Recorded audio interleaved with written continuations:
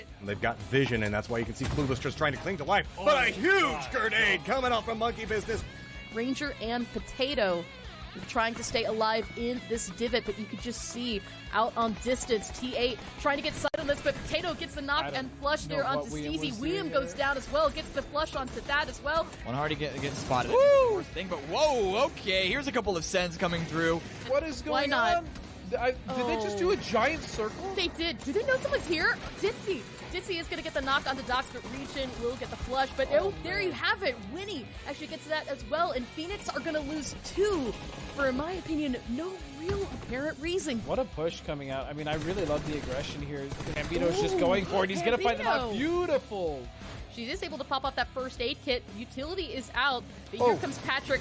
Nade going right past his head, but Greta will fall in the end. Math with the nade out, looking to find that knock. It might land right there by Potato. Potato trying to get up to avoid it. Right will on fall top. there. Math picking that one up as well. Oh, look at this. Here comes One Eye Open.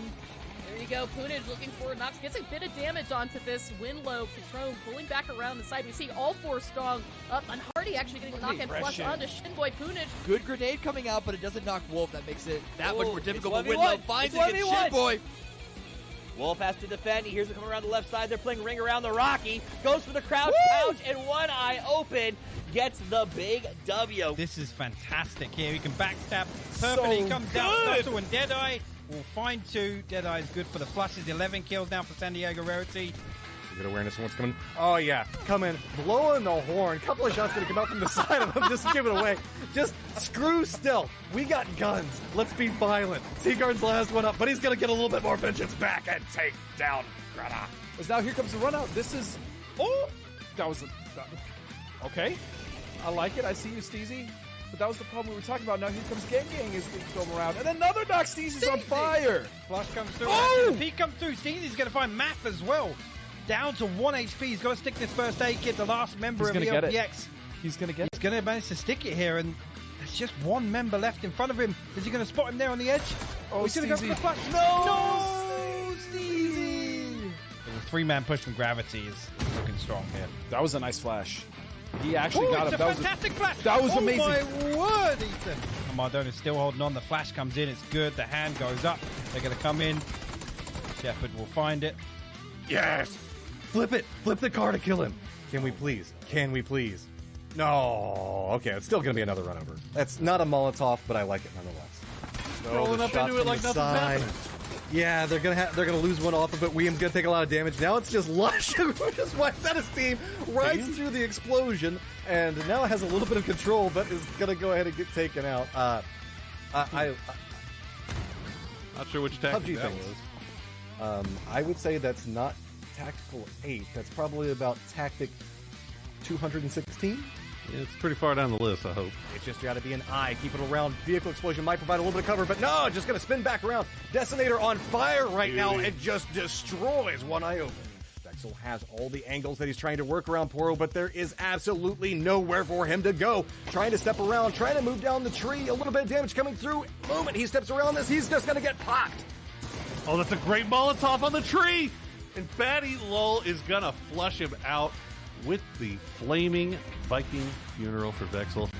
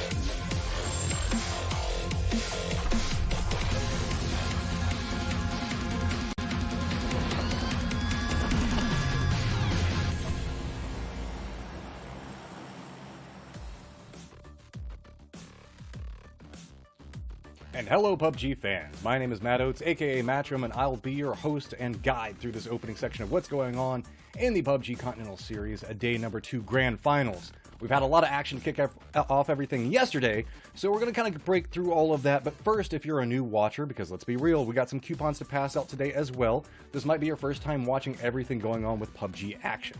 So, let's go ahead and kind of break down everything as we move throughout the day. To get everything started off with, we're going to start looking at how all of the schedule is going to be set up. If you've been watching a lot of the PUBG stuff in the past, it's a little bit different, but nothing too terribly crazy. Kicking off everything, you can see the fact that we have 2 days of action on different days than normal. But it's not just North America. Remember, we got Asia, we got APAC, we've got EU. There is tons of action to be watching across the world right now. So plenty of teams that you can follow, root for, really find out what's going on in some of these other regions, and embrace everything that PUBG Esports has to offer. Over here in North America, you can see that we've got our top 16 teams after everybody's been playing through PCS2 to whittle it down to this stage to get the absolute best of the best. Whenever we're talking about the format, you can see that we've switched things up. Instead of doing half the day on one map and half the day on another one, we're just doing a full day of one map. Yesterday was Miramar, but today it's over towards Erangel. Tomorrow, whenever we come back next week, it's going to start off on Erangel and then go to Miramar as well. Point system, though, hasn't changed at all. You should be aware of how it all goes through. You're the last team standing, you get 10 points, diminishes all the way down to 0 points depending on where your whole team drops off at. Remember, you also do get 1 point per kill, and that is not including knocks. So if you knock somebody and somebody takes that kill away from you, that point goes over towards the other team. Overall, you can see it is $200,000 on the table. But on top of that, there's another 12.5% of all in-game sales related to everything for the PCS number 2 breaking down into this. So whenever you're buying any of these cool skins, not only are you being able to pick up coupons to get some other stuff to work with, additionally, you're also adding into the prize pool and supporting all of these players who you're going to be able to enjoy watching throughout the entirety of the day. So thank you so much for everybody that's been contributing up until this point. Whenever we're looking at everything for PCS and everything that PUBG Esports has to offer, there is a ton for you guys to be able to watch right now. So make sure you show up, you root for these teams, and you support them to your absolute fullest. As we're moving through this, we keep talking about like all these EP points and coupons and everything else like that. We're going to take a quick look at a video that will explain everything so you know how everything's going to work.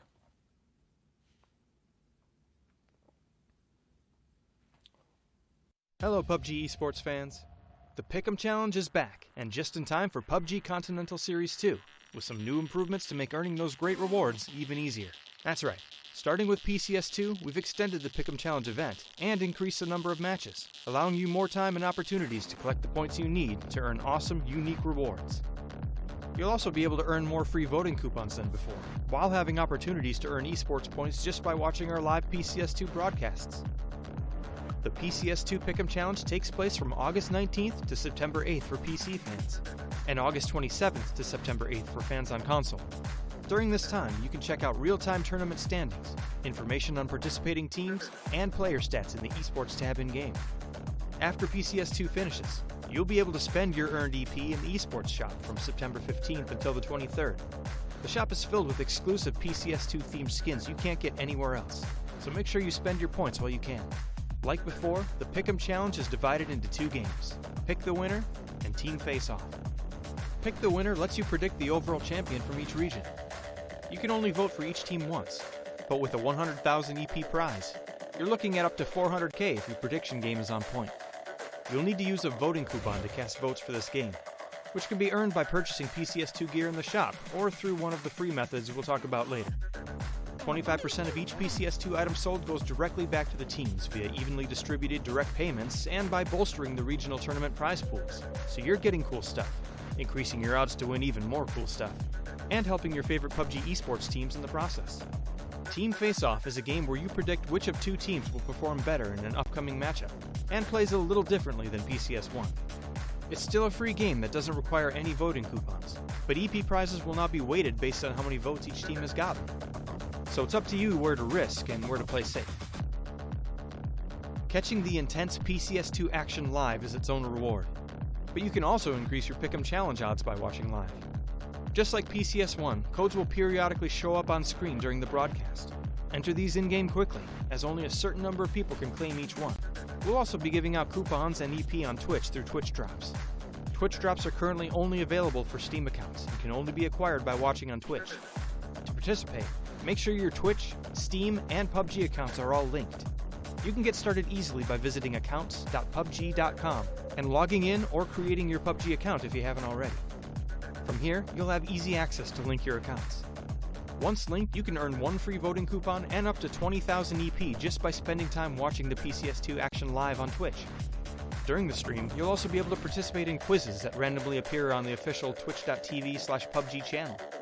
Answer correctly, get rewarded. PCS2 is happening soon, so familiarize yourself with the teams and plan out your strategy. All 4 PUBG regions are participating, and you can vote on them all. The more you watch, the better your odds of scoring unique skins for your own matches. PUBG Esports, PCS2, and the Pickham Challenge. Get in on the action today.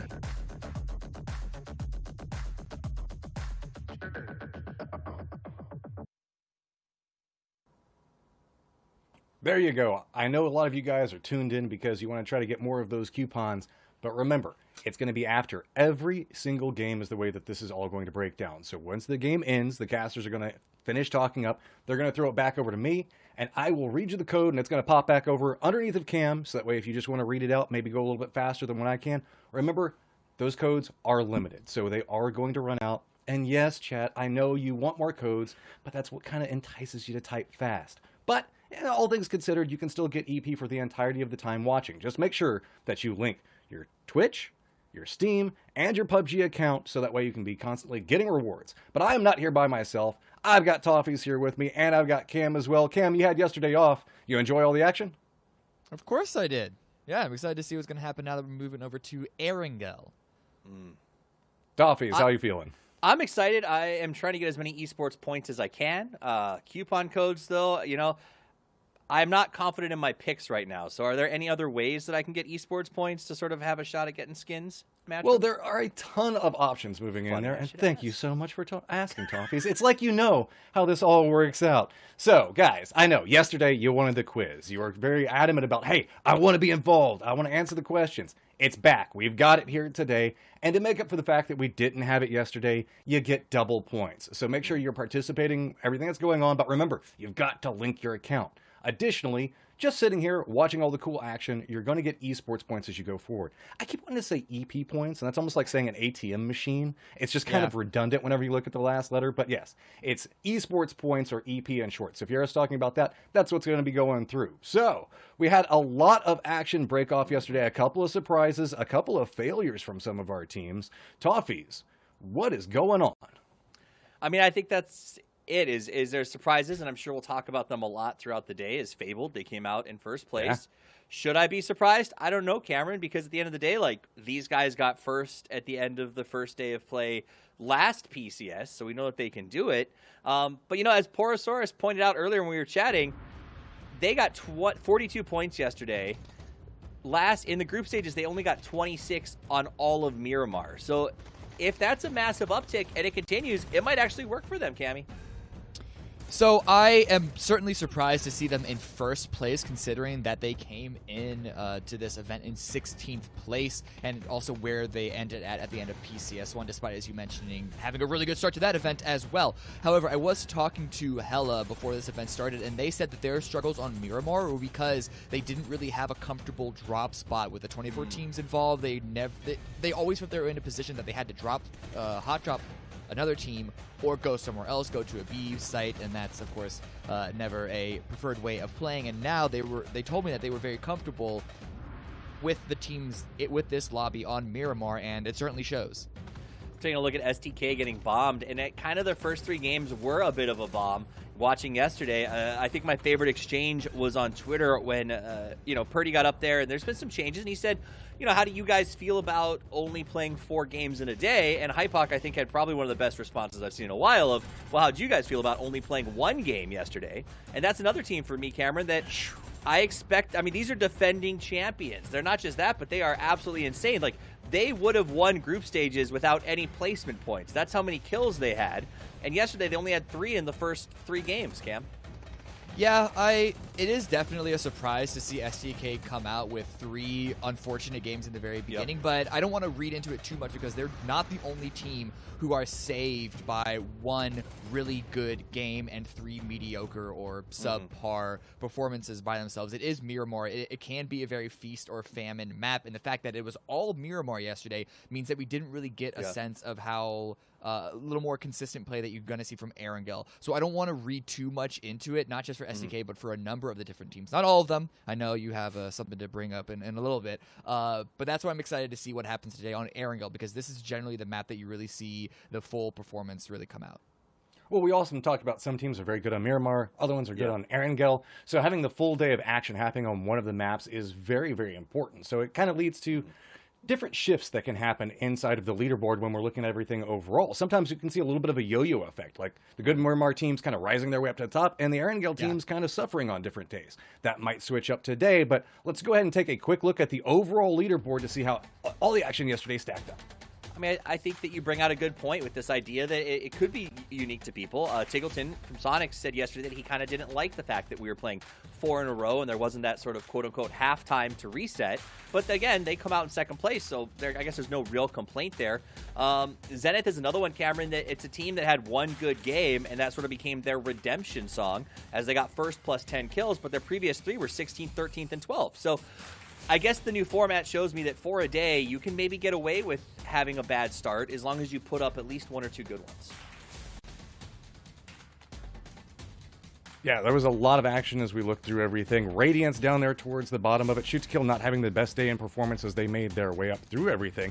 A couple of the standout teams, though, when we were talking about with Fabled, Sonics, Oath really performing up. Oath had a lot more quiet of a day. They were always involved in the action, but we never really saw a lot of them. On the other side of that, it felt like Duel and Liberate were just involved in constant action throughout the middle sections. I will say that I want to give a big shout out to Liberate and Illusion.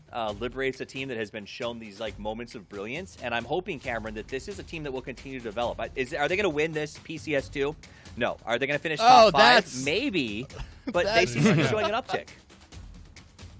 Yeah, Illusion's definitely one of those rising squads. I have yet to be given full confidence that they're going to be a full premier team, but being in 6th place at the start is certainly a good beginning for them as we carry on through. It's 6 days. We only have 4 games, so this is only the beginning of this marathon that really PUBG is.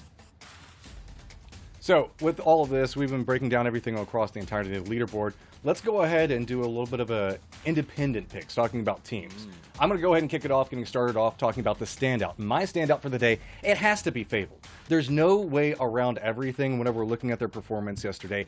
It was a magnificent showing coming out from Fabled. So whenever we see them move up the leaderboard, holding down that #1 position, I often feel like it's coming off of some great play from Hacksteady. Took him a little while to warm up, but this guy has been around for so long. Whenever we look at the history of PUBG, Hacksteady has been such a big factor for everything that's been involved in the early days of PUBG. This is an OG coming back, now stepping in with some of these newer players and really performing. But the question comes into play. While they stood out yesterday, can they continue to stand out? Because this is a team that's known to have a couple of problems here and there whenever it looks at the longevity or the consistency of the team. It's great to see new blood rising up towards the top, but the question remains, can they stay there? Toffees, who you want to talk about? I'm going to go ahead and give my underdog pick, which is a little bit unique. It is Radiance, and I picked them to win the tournament yesterday, and even then I think they were a bit of an underdog to, say, beat STK based on how strong STK has looked lately. Now I'm starting to wonder if they're an underdog to be in the top, say, 5, because after such a a terrible day yesterday, they have to make a comeback. They have to perform today. I mean, this is a team that going in, I would have said, McCoy has been returning to form. Los HD is strong. If we get a very little uptick from Waldo and Gaxi, these guys could be sleeping giants. But so far, all I'm seeing is the sleeping. I need them to come out and start to put in a little bit of work. This is such a huge team that we have so much expectations for. We just need to see them kick off. Cam, who you got your eyes on? So for me, I got an X Factor, and it's might be a little bit of a shock because we already talked about them. My X Factor is Fabled. You already mentioned at the very end of why you picked them as your standout. This wouldn't be the first time that Fabled entered the Grand Finals, put up a really solid day one performance, really solid being in first place day one performance, but then just fall out from that. Yes, they had a really good Miramar, and Erangel is their map, so there is a real possibility that this one's not going to be, oh my god, this is going to be a Toffee statement, but this one's not going to be a Fable of them staying in the top 3, top 5. However, until we see it, it's hard for me to be fully convinced that Fabled is anything more than a 10 to 16th place team, just looking at their placements historically. And I do want to, can I touch briefly, Matt, just on that team as well?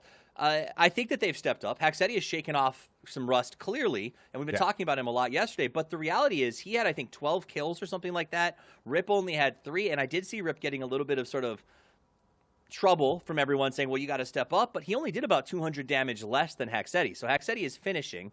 But what I see with Fabled is that I think they finally got the confidence to take fights. Even a bad game where they finished in 12th, they got 5 kills yesterday. So as long as they don't repeat game 2, they have a possibility of finishing today in the top 3. And I think there's so many factors revolving around this team. But whenever we're looking at overall, I know that a lot of people have their eyes on Fabled, and can they continue the trend? But we've got to go through that section where we're going to each do our own predictions. I'm going to stick tried and true. Every single time I put my faith into him, cast or curse be damned, I'm going to go ahead and say shoot to kill. By the end of this, is going to be able to get there. These guys play under huge amounts of pressure. Let's be honest. All those coupons that are constantly redeemed towards them, there is the world literally on their shoulders right now, and every mistake that they have gets magnified tenfold. They're allowed to have a bad day, but I think come the end of everything, and probably come the end of today, they'll be in a much better position vying for that #1 spot, or at least in #1. Toffees, where are you going?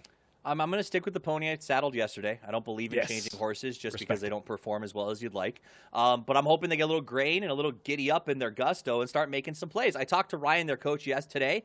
He said yesterday was an anomaly, that McCoy has a very specific pre-game process for Radiance, and it was Ryan was unable to be there for it. He tried to use Gunner to help him out, and Gunner let him down. So he said, and I quote, "It's Gunner's fault we did so bad yesterday.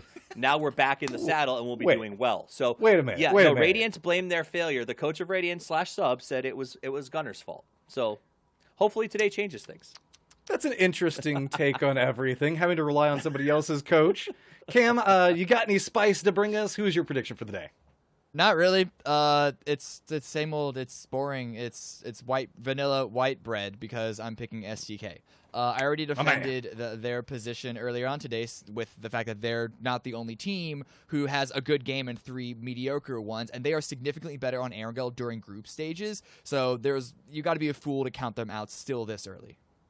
We got so many teams that we need to keep an eye on. There's so many different factors that are going to be constantly moving. Switching over to a new map, there's so much that's going on. Well, we've got Mr. America and Mr. Wishes He Was on America time zones that are going to be taking us through the action today. That's going to be Porosaurus and Hypoc. Give us a full breakdown on everything you see and run us into game #1.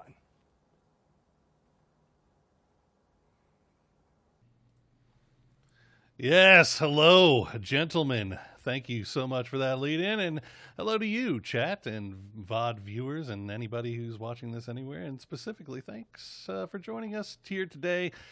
And hello to you, Hypoc. I've missed you, buddy. How's it going, Good. Captain Coach? Captain.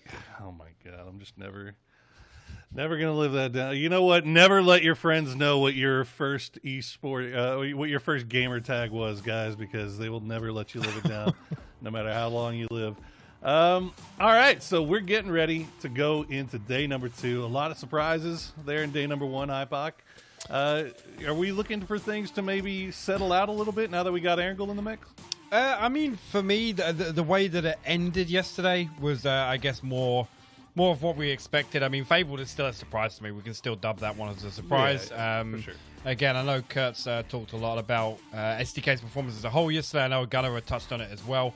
But they finished well yesterday, so I'm expecting them to bring that momentum in today.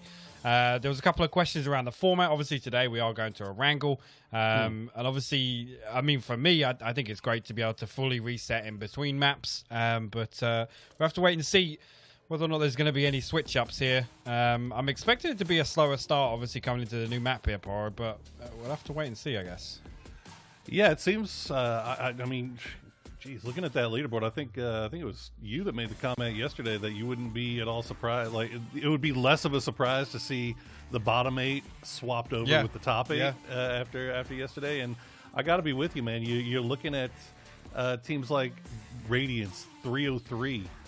Radiance and 303 looked fantastic previously. Like none of these teams, all these teams, this is their worst. Yesterday was their worst day through everything, through all the groups. They never had a day that bad. So it's you got to start wondering if maybe having that reset between going from Miramar to Erangel, maybe that's a huge part of their kind of mentality, their play style, as knowing that if things start off poorly, you can still switch it up on the other map, and maybe that just wasn't there yesterday, and it was just hard to reset. I mean, the other one as well to consider, outside of Zenith's win yesterday, they only picked up 9 points in total as well. Yeah. So it was a slow start for them, and I know across the group stages, Zenith didn't look the same as they did previously. But for me, again, not just because I'm a fanboy, but Isaac got to come back to Sonics today. They made a huge impression on day one on Miramar. And I mean, their Erangel performance overall has been lacking recently, dating all the way back to the Charity Showdown. It has been the weaker map for the two of them. But I think, I mean, I said it yesterday, that they've kind of, yesterday was kind of the expectation for when Tiggleton first stepped into their roster. And there was always going to be teething problems. There was going to be a transitional period. Obviously, the switch up of having Profi step out of that roster is a huge kind of shift in the team dynamic there. Right. But it was good to see them perform well yesterday. I'm hoping that they can keep that up today. Check on shoot to kill there as they actually had to drop down by Fair Pier and Primoris can pick up vehicles. They're going to have to rotate through hardships to make their way all the way up to South George. So they're getting a really, really late start on this game, considering especially where that circle is. That circle's going to be real rough. So I imagine we'll see a little bit of slow playing coming out of STK here off the beginning, assuming, of course, that they can get through the hardships here unscathed. Well, dude, look at the leaderboard as well. I was just talking about Zenith. That I was only looking at the points breakdown. I really didn't realize they were sat 4th overall. I mean, if they just had another poor game yesterday, I mean, look at the leaderboard. They would have been sat down, 14th, 15th kind of area if they'd just picked up a couple of points. That's kind of crazy, actually. But it just goes to show, obviously, in these shorter days, only being 4 games a day, one big pop-off game can be all you need. And as you say, hard shifts actually, I mean, probably wondering why a team is rotating here 3 minutes into the game, but Shubba's going to send out some warning shots nonetheless. Going to send out all his warning shots there. They only got 4 bullets left. He's got to be thinking, what the hell's going on here? Like, I mean, they've got to have a good idea who that is too, right? Yeah. You've got to think that they've got a clue who it is. Driving into South George at 4 minutes, unless you're wanting to run face first into shoot to kill. Most likely you're transitioning. You are shoot to kill. Anyway, Oath is going to be crossing over onto this mainland here. In formation as well. Look at this. Formation, right? Yeah, right behind Duel. We'll have to see if Duel is. It looks like they're already on the move, but not everybody is on the move just yet. Okay, I've hit that same ridge like 1,000 times. Yeah, things happen. Yeah, he's broken formation. No, that's it. That's a fine right there. The flying V doesn't work if it's only 3. You just Mighty Ducks has taught us anything. It's that. Meanwhile, Mystery is going to be all by himself. See where he's at. Yep. Actually, he's got. This is the L compound. Yeah, this is the L compound out east. Yeah. They do have Leda and Roth down at the mansion, but that's a little ways away. Kickstart up on the high ground just off to the southeast as well. So Radiance getting a little bit close. We'll see if they get too close for comfort. Meanwhile, looks like Veritas going to get gifted pretty early here. Yeah, getting gifted over at Ghost Compound. We still call it Ghost Compound, surely. I mean, we have to, right? It forever will be Ghost Compound. It kind of has to be. I mean, I know they get Liquid, but Liquid, everybody names that Liquid everything. I mean, I blame Europe. But so with the splits Liquid run, most buildings on the map you could call Liquid. Exactly. I mean, there's so many else. Like there's like 50 liquid dips. There's like 5 different liquid compounds. I'm like, okay, all right. Let's take a look at Dodge here. You see Liberate just off to the north of him in the scrapyard area. Dodge, meanwhile, just posted up at places around Shelter. They do have a couple up off to the east over by the Sniper Tower just to the West Prison. Everybody kind of overlooking that wide open area. And if this, every time, now that I see this circle, every time I'm going to think about the game where STK crashed in the middle of the middle of the open field in the smallest and they were allowed to just kill everybody. Yep. Exactly. Yep. I'm just never gonna. It's never gonna break my. I'm always gonna think about that. You bring up an interesting point though, because I commented on this yesterday on the desk. We saw STK in the first 2 games yesterday take some really aggressive kind of spots on hills on those in the center of those Miramar circles, and they didn't find any action. And usually, I mean, I've said this kind of off broadcast, but we've seen some teams feed STK in terms of they get away with stuff that, you know, you could argue they shouldn't, but also, you know, absolute credit to them. They capitalize on those situations so well. That's what makes STK so deadly in certain situations. But I don't know if yesterday that was like maybe that's a little knock to their confidence. They made such a ballsy play to get to those spots yesterday on Miramar, and it just didn't pay off for them. Yeah, it seemed like they weren't getting things as freely as they may have had in the past here. And speaking of Fabled rolling at 7 minutes, getting to heaven for absolutely nothing. Yeah, that's kind of crazy as well. There was no hesitation on the pull up there either. But talking about those circles though, and those moves we see STK, that's when we see them take absolute control, when they're allowed to get to a position where they can just farm, where, you know, they don't get third party. They're so quick at dealing with things. Speaking of which, yeah. I mean, Melon must be 5-headed right now if he's anticipated them to still be there at this point. Maybe he's... I can see a couple of other OTC members off in the distance. Maybe they caught wind of this. But Halo, that's going to find Melon up on the top of the hill there. So Norkit's going to have to stop. Well, is he, though? I mean, you're already in the blue. The rest of the team has already left. Marcelic and Aguila already heading towards the circle. It looks like Norkis, they're just going to ditch. They're going to leave him. Melon, you made your bed, now lie in it, I guess. Is ATC going to lose one? I'm not sure. I'm pretty sure it was SDK that was camping ATC there. Right, somehow SDK made it across the river before ATC. So ATC being a little bit slow on the uptake. I mean, good God, SDK didn't even get to their looting spot until 5 minutes. What's ATC still doing there looting?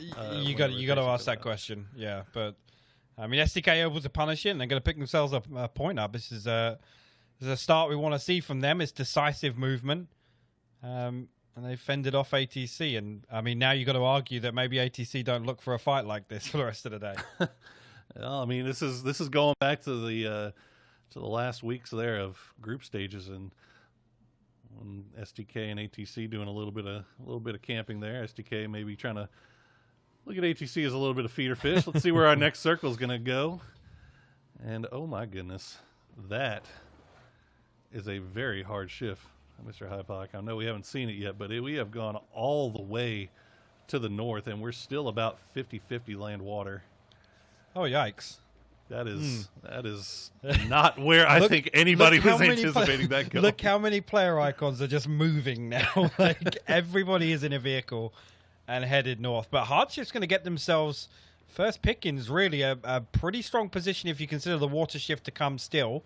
But I mean, it's definitely not free right now, Poro. There's a lot of people. There's a lot of traffic coming through there now. Oh, absolutely, and Hardships. I mean, you can see Zenith, I think, is making a run past Hardships. There might be some shots there as we check in on SDK. Yeah, here we go. Zenith already running into Hardships. We got one already low. Mystery's going to go down. Kickstart's low. The rest of the team has shown up, but here come the throwables over the top. We need Lobes to get involved in this action as well. If you're Hardships, we want to crash this and finish this quickly, because you know that there's going to be a lot of teams in rotation that are going to hear this fighting, and just that's going to be a dinner bell ringing. Roth actually just swung out on that, got it down in a flush for free. I'm not sure how he's been allowed to do that. J-Sank good for the response with the barrel, though. And now Hart's just going to look to come over the top of this bunker position. Kickstar still underneath there, but actually going to come up. Chubba's good for the trade, and that just leaves later the last man standing for Zenith here in game one. All right, Chubby, you got half health, and you have the high ground advantage here. He's going to get some support from the side. There we go. Lobes will finally come around and get involved. But Hardships losing 2 on what surely should have been a fight that they had. They took it. They had advantage. Yeah, I mean, I don't know how Roth has got away with that elsewhere. We do see Tiggleton fall. He's going to get flushed out of distance from Landoon, going to steal that one away. And Sonic's going to try and get back into vehicles and continue their rotation. I think Comet's just tried to maybe mess with them a little bit, or Victor was maybe lagging behind a little bit in terms of rotation. But Sonics will pick up a kill point and then dip out. But they will lose Tiggleton in the process. And he arguably was their star player yesterday. I don't think there's much of an argument about it. Well, I was going to say arguably. He was clearly. He was, I mean, he was staying alive. He was definitely the last one alive for quite some time. We saw some phenomenal solo play, and it just happened to rotate right through this fight, which is still popping off. Oath trying to do a little gatekeeping onto 303. We'll see if Honey Badger can recreate a little bit of the magic he was able to find during the regular season and at times yesterday. We see Voxic is already down. Should be able to get that res, but there are some repositions coming out here. Relo looks like he might be going for a long flank there. You can see on the mini-map. And see if he can get a side angle onto this. Yeah, I love the setup from Oath, though. They know this part of the map very, very well. They're looking for this highway camp that we see so many times here coming past crates towards Lipovka, but Oath's pretty much committed at this point. Relo's finally going to get the flush out on Voxic, and 303 have actually got an uphill play there. That could pose a threat here. I think that's Honey Badger up on the high ground. But he has got Balefrost and Pack Caps to worry about if he peeks over. Well, Bale's aware of it. I think he knows. Oh, no, he's not. Very aware. Oh, my goodness. Well, he's aware now as he gets dropped down to about 7 HP. And it looks like the rest of the Oath gang might just be pulling off of this, pulling into Lipovka, saying, Bale, hopefully you can get out. And, yep, looks like they will. So both of these teams will pull off of each other. Kind of surprised that maybe Sonics didn't take the opportunity to do a little third party on that fight. But the new circle has popped. We're going to go up to the north again. And again, a lot of water. A lot of water in play. Liberate with a really nice split, though. And look at STK creeping in from that northern side. Yeah, they took the scenic route. But they've now got themselves a great entry into Circle 3, to be honest with you. Oh, it's phenomenal. It's absolutely phenomenal. Sonics, meanwhile, have a terrible rotation as they are just rotating through everyone right now. It's going to be Illusion taking the shots over the top. They're going to find Shrimsy. They're going to find Mime. They hit a rock, Poro. They hit a rock. Oh, dear. Well, and now it's just down to Win. We'll see if he can perform as admirably as Tiggleton managed to do yesterday when put in that snaking position. He is right behind Liberate, so he is essentially going to get some protection from this Liberate squad, assuming he doesn't end up biting him in the backside here. Yeah, I mean, I'm worried, though, being a solo up, considering the water shift as well, his spot's not great. He's actually going to get Ice Tech, which was the player kind of flexed out of the compound for Liberate. So, I mean, already picking up some value as a solo, but if he goes out, it's 0 placement points, right? And one thing Tiggleton did very, very well yesterday was snaking through those placement points too. Absolutely. A little bit out of the frying pan into the fire here for Oath as they've made their way on foot from Lippo, but they're going to be running right into Duel. The shots are already going to come out. And no downs to be found just yet. They also have 303, you can see in the green just off to the west, that are trying to find some place to call home inside, but between Duel, Illusion, and Dodge and Oath, there's just not much real estate to be had down there. There really isn't, no. And this, I mean, I like the spot from Duel. They're anticipating these rotations. It's a great spot to hold on to. Landoon actually going to try and wrap back round to the south here. 303 still without a path into the circle, and they're running into Oath again. Oath are just the thorn in the side of 303 right now. Yeah, 303 just running out of options. They have to make a decision on where they want to go at some point, as the blue has caught up. And it looks like they're just going to go ahead and send it. They're going to take the Sonics path right through Duel, right through Illusion. We'll see if they see any more success. Don't hit that rock. avoid all rocks. There it goes. The rock of death. And it looks like Veritas is going to be leading the way a little bit here. But where did they go? 303 stopped. Yeah, there's just nowhere to go. It's so populated down here. Veritas going to have a little bit of luck, but 303, it looks like, got spotted out, and Illusion is just feasting right now off of teams making these late rotations. Yeah, and Veritas kind of just driving around in loops here in front of Liberate's compound. Eventually, one of them going to loot. Actually, Keenan sends it into the north side. That might be the signal for Jazza and Penta to follow up as well, because Adit's solo over here. He's actually going to hop in a vehicle and bail. That's good stuff from Adit. Realizing the jig was up, we're not going to be able to hold that 2-1, so let's go ahead and get out of there while we have a chance. Jazza, meanwhile, is just continuing to drive around the coast. Probably equally as shocked that he's going to run into H-Win.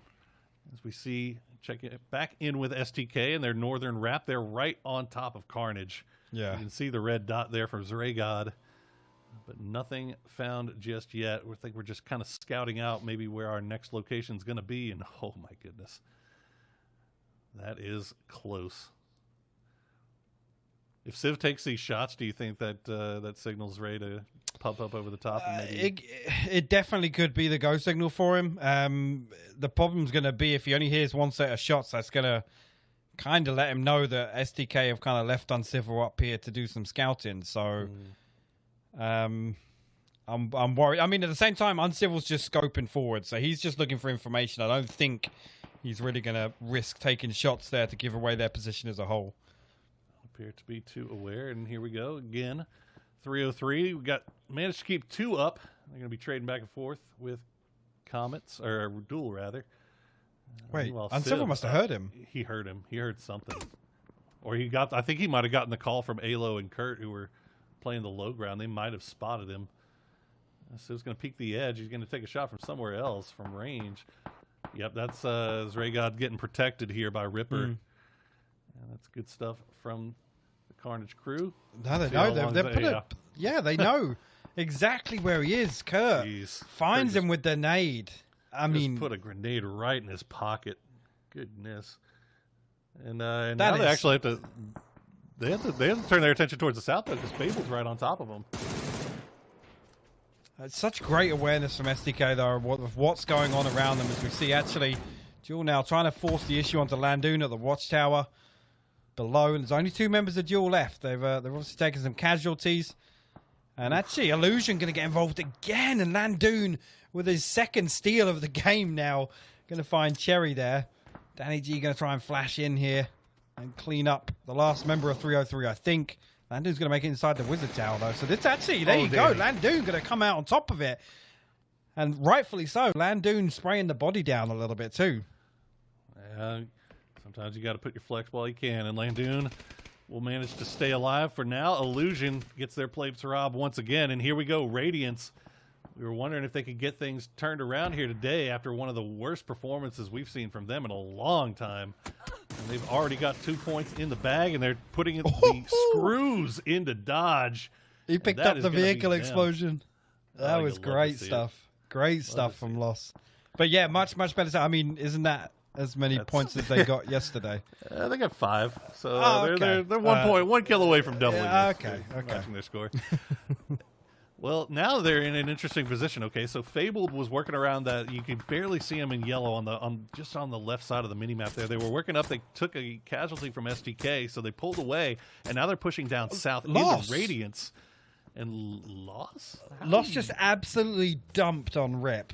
I mean, I was watching it in the picture-in-picture, but those shots with the SK were absolutely disgusting. He's going to try and come forward. He's put a smoke down to get the res on McCoy potentially, but they can keep pressuring Fabled here. Fabled has to come in the open. You can see Gaxi in a deadly position as well on the right side of your screen.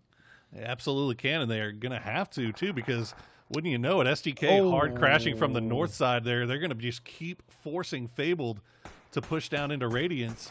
We'll see if they can get the res onto McCoy. It looks like they will. And Shoot to Kill now actually going to be taking shots over at Radiance as well. So this is actually really setting up nicely for SDK to collect a bunch of points here if they can get the angles.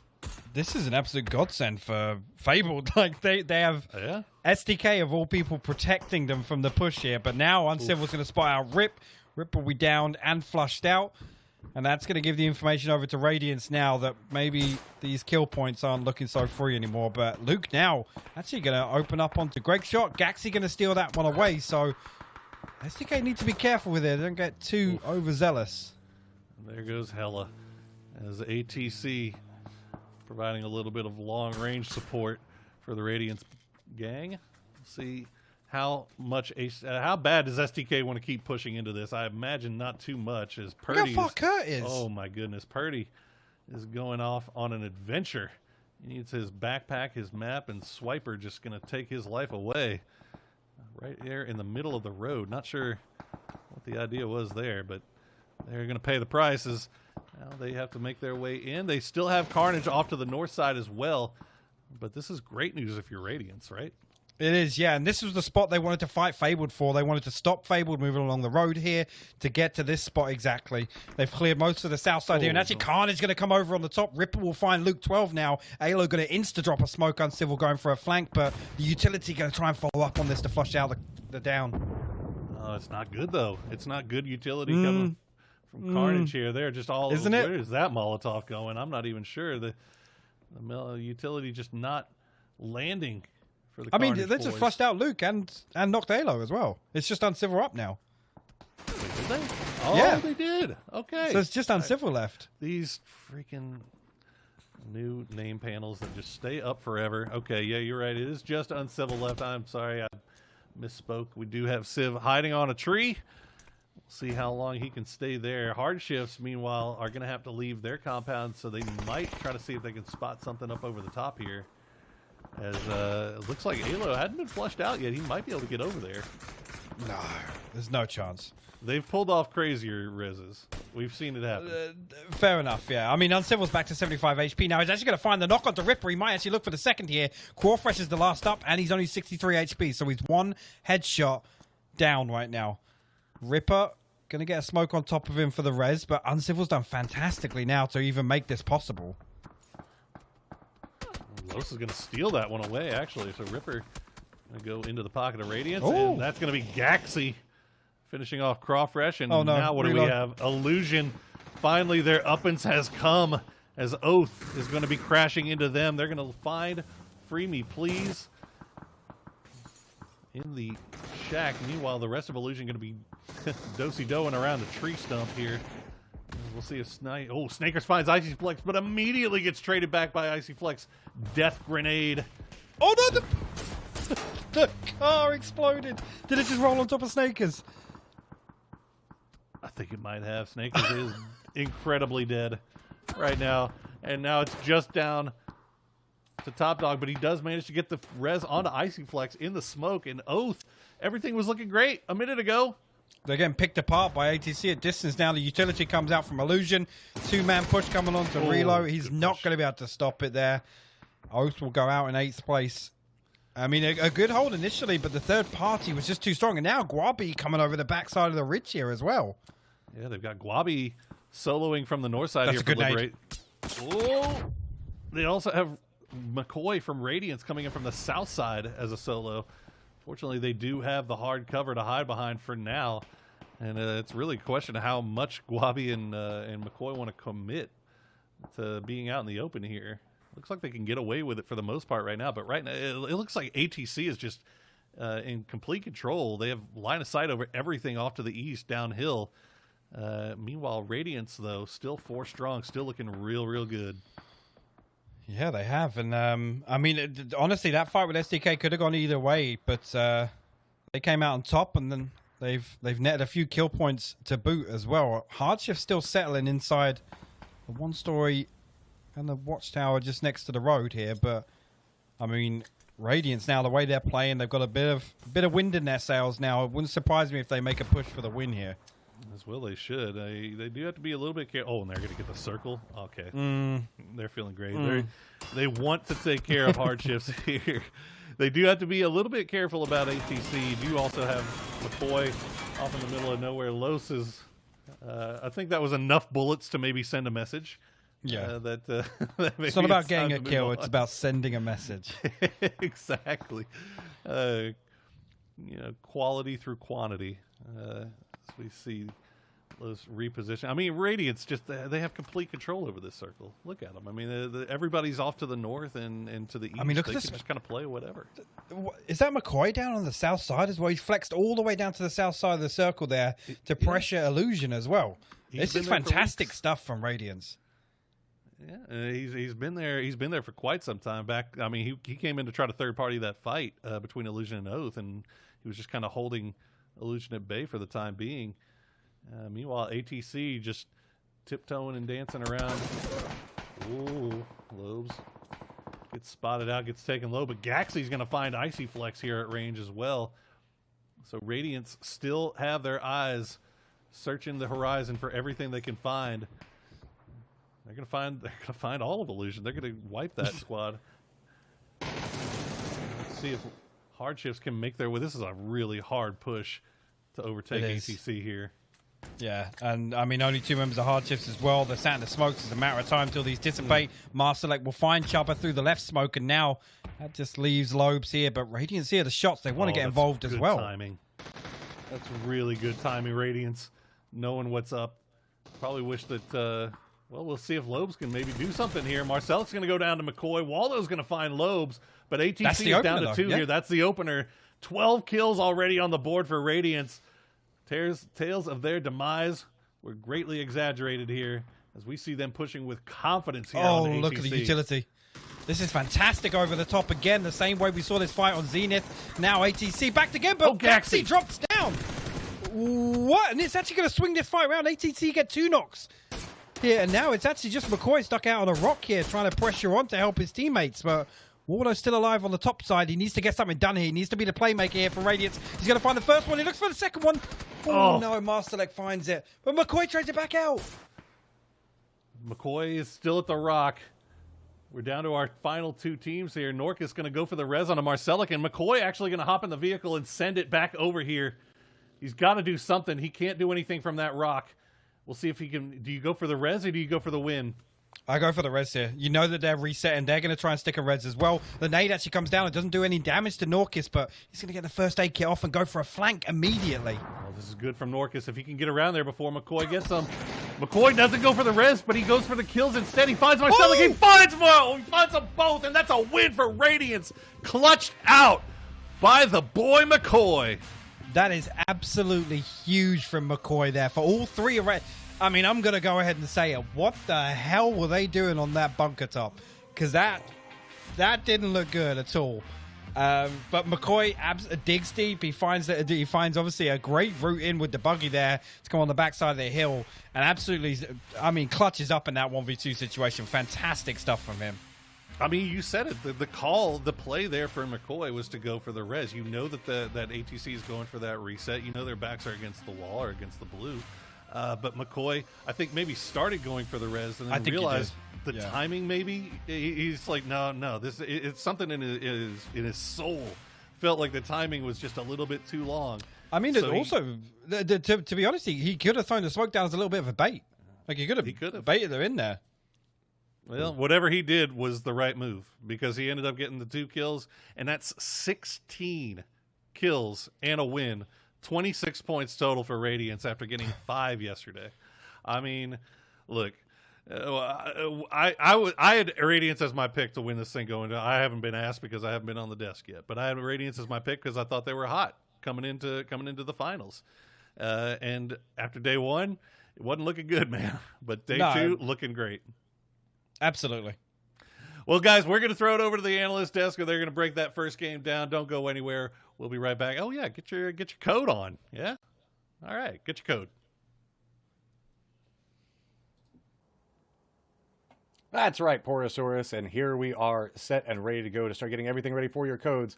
I hope that you guys have everything situated and ready to go because here comes the code right now. It is going to be T8WE135YUWR2R.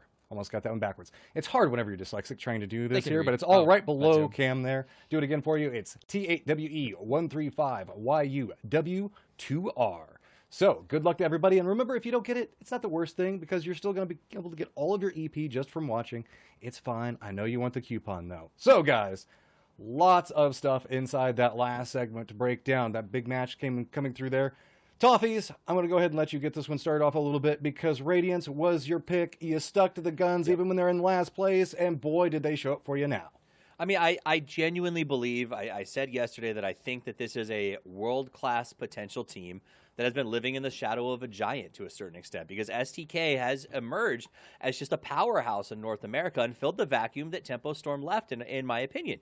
So I think that they've been in that shadow, and thankfully they came out today, and I guess McCoy did whatever ritual he's required to do before play, and they play well. And not only do they play well, McCoy comes out as the clutch man at the end of that match. And you know what? If there's anything I've learned about McCoy in the 3 years that I've watched him play, it's that when he starts strong, he gets stronger. So this is going to be a good signal, I think, for Radiance throughout the day. Cam, you were noticing something in the beginning of the game you said might be a little bit of a factor and everybody should keep an eye on. What was that? This is not necessarily news because we have been seeing it throughout the group stage as well, but it's going to be a little bit of an early game fighting between STK and ATC. It's not unique to this map. They dropped next to each other on Miramar as well, but we saw it fully in the very beginning of this game, where STK, granted, they did get a kill on ATC, but ATC, in the back of their minds, I think that they were actively trying to at least not set traps, but spoil rotations coming out from STK. ATC do come out on top here because their position, despite losing a player, puts them in a really good position to pick up a bunch of kills before, of course, losing the fight at the end to Radiance. But keep an eye on this going forward. I think, yeah, STK is a information gathering team, and when they lose people early, it puts them on the back foot. So we saw yesterday, and I think ATC is tuned into that. They can leave a trap, and they can try to sort of bait a chance to take out an STK member, knowing that makes their late game much easier. That said, they had a great late game this time around too. They come in second place. Marsalek got 5 kills, which is not a slouch. And honestly, when you look back at groups, Norcus was their MVP with his kill counts. So it's good to see Marsalek sort of stepping into that role. Liberate again, showing up in the top 5. Not too shabby, but I gotta give the shout outs to Radiance. You see them on the screen. They're the first team in the championship to join the 16K club, where I think we only had one team in all the group stages even hit 16K. So as the game has gotten more difficult, there's not many teams who are breaking that threshold, and for Radiance to do that, it's a big deal. Maybe 2, I think, but it's not a lot that have done this during the group stages, especially in the grand finals. Whenever we look in the group stage, let's be honest, the lobbies are a little bit weaker because we're trying to figure out what our best 16 teams are. Whenever you move into this point and you're managing to put up those type of numbers, that is a phenomenal performance coming out from Radiance. And by God, I know a lot of people are breathing a sigh of relief. On the other side, there's a lot of Sonics fans that aren't going to be too pleased about the start of that last round. Early skirmishes lost them several members inside of rotation and really couldn't get a lot of kills. They managed to scrap a couple of things together, but it wasn't a lot. Fabled, also in a similar situation, finding themselves pincered between 2 very strong teams of Radiance and Shoot to Kill, found some problems for themselves. Do you think that this might be the beginning of the end for Fabled and or Sonics, or do you think that there's an uptick that we're not seeing yet?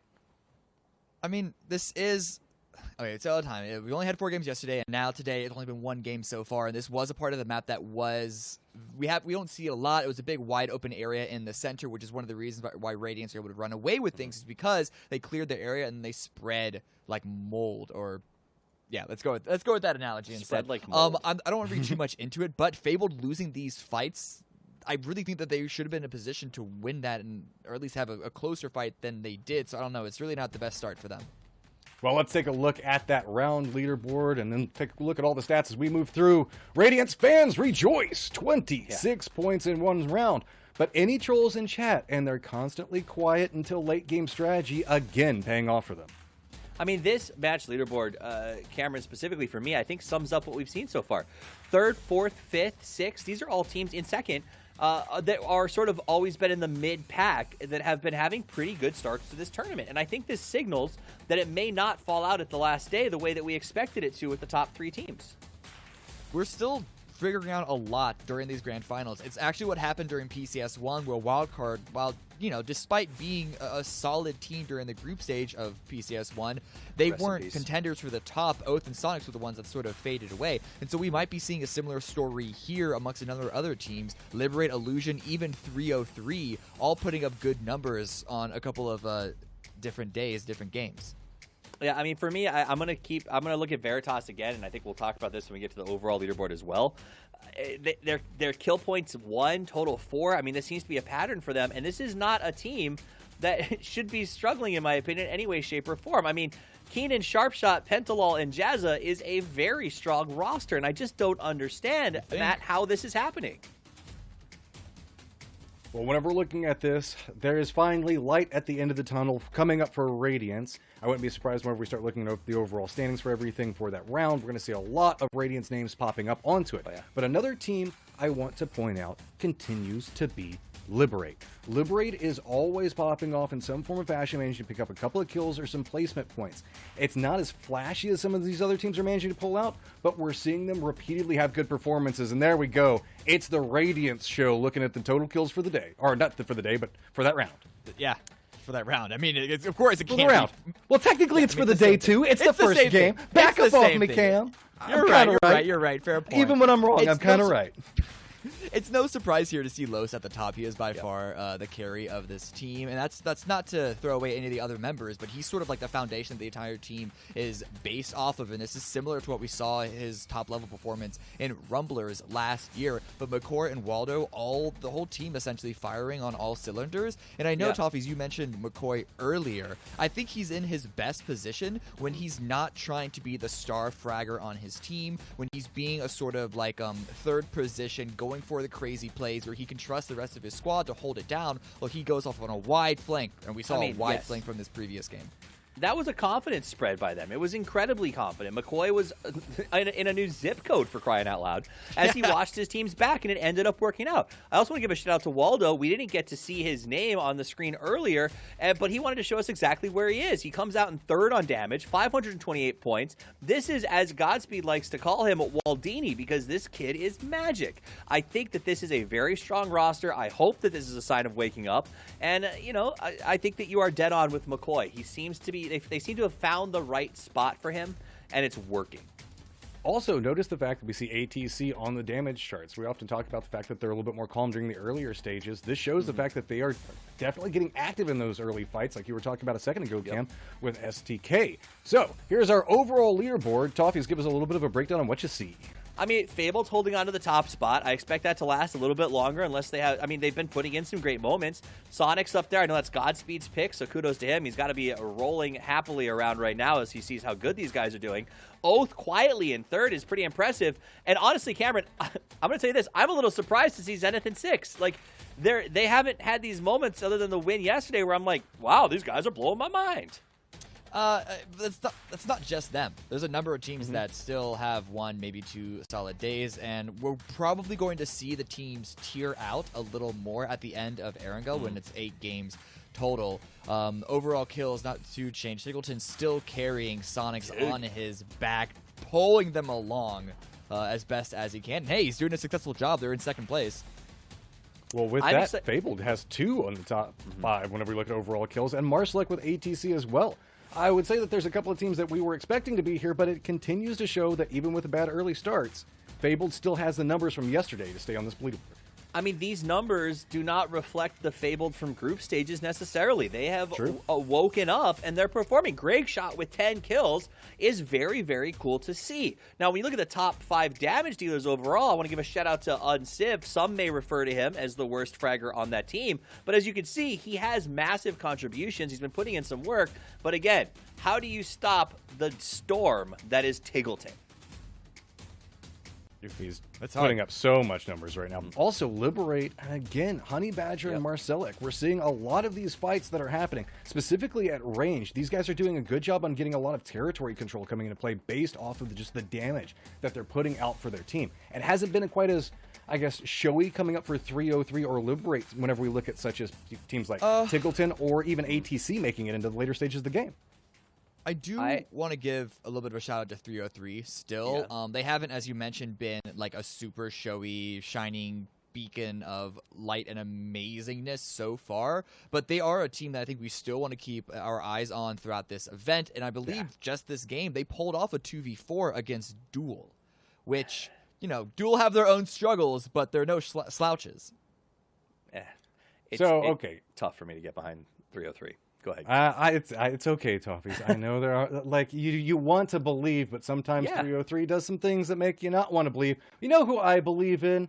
I believe in everything that's going on with Fry, and he's got a little bit of breakdown on what's going on in Season 8 and the new loot truck. So make sure you guys keep an ear out, because I feel like this is going to be a predominant factor on everything leading into the season.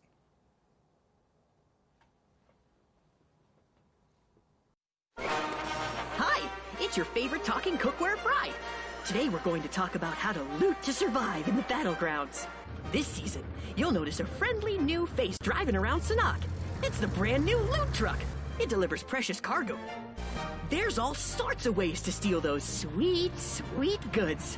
You can drive behind it and shoot it. You can fly behind it and shoot it. You can throw down some spike strips and shoot it. Or you can let someone else shoot it and then shoot them instead. Isn't grand larceny fun? Well, see you next time, friends. And remember, if you're not surviving, you're not living.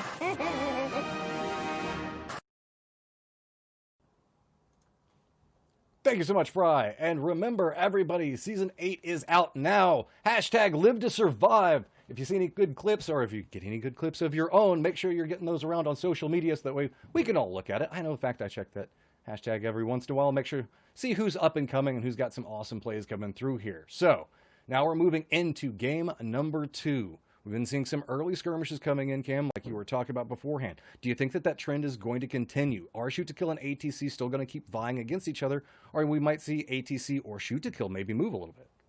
I think STK would love to not have ATC bothering them at all. The ball's in ATC's court if they want to continue to just like throw rocks at STK, because they don't set full traps. It's more just slight annoyances, and all that depends on where the circle is, if it's like how far away from the Georgia Bowl position it is. I do think we're going to see it happen like we did previously, where it's just a few bits and pieces here and there, but I don't expect to see a full-on 4v4 fight. Toffees, you have been ATC faithful. They like to pick and move.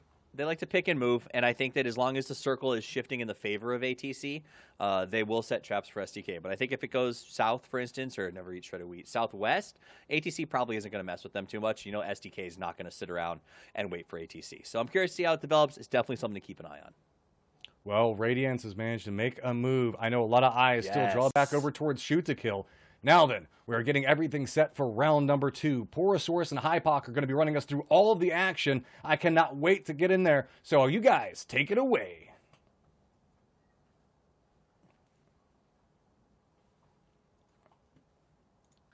Hello again, yes, and we will, in fact, take it away. Hypoc, Game 1 saw Radiance climb from dead last to 5th place with 1 win.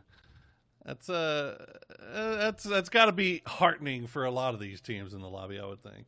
I mean, it is. It's and like I said before that map started, you know, talking about taking a full reset away and coming into a new map, and obviously it being the benefit of being a different day as well, not having to bounce back halfway through a series or on one particular match day, I think is a big factor. But that's the way you want to come back after a poor performance. I know STK, similar fashion yesterday, 3 rough games to start things off and then kind of bounce back in game 4. I mean, it's fantastic to see. I know the chat was going absolutely wild for that one as the game finished there. But like I said, Radiance have been on an upward trend, and it's fantastic to see them perform like this. Yeah, absolutely. And, you know, again, Matt brought up Liberate, once again kind of showing themselves up there in the leaderboard, top of the leaderboard, making their way to late game. I'm still trying to figure out Cam's metaphor, spreading like mold.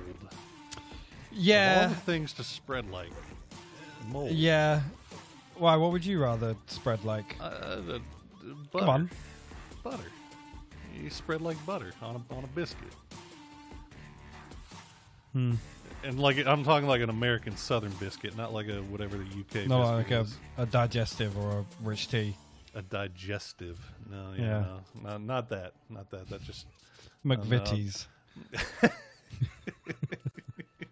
I'm sorry. The digestive thing's just never not gonna sound weird to me. I don't know. Really? Have you ever had one yeah.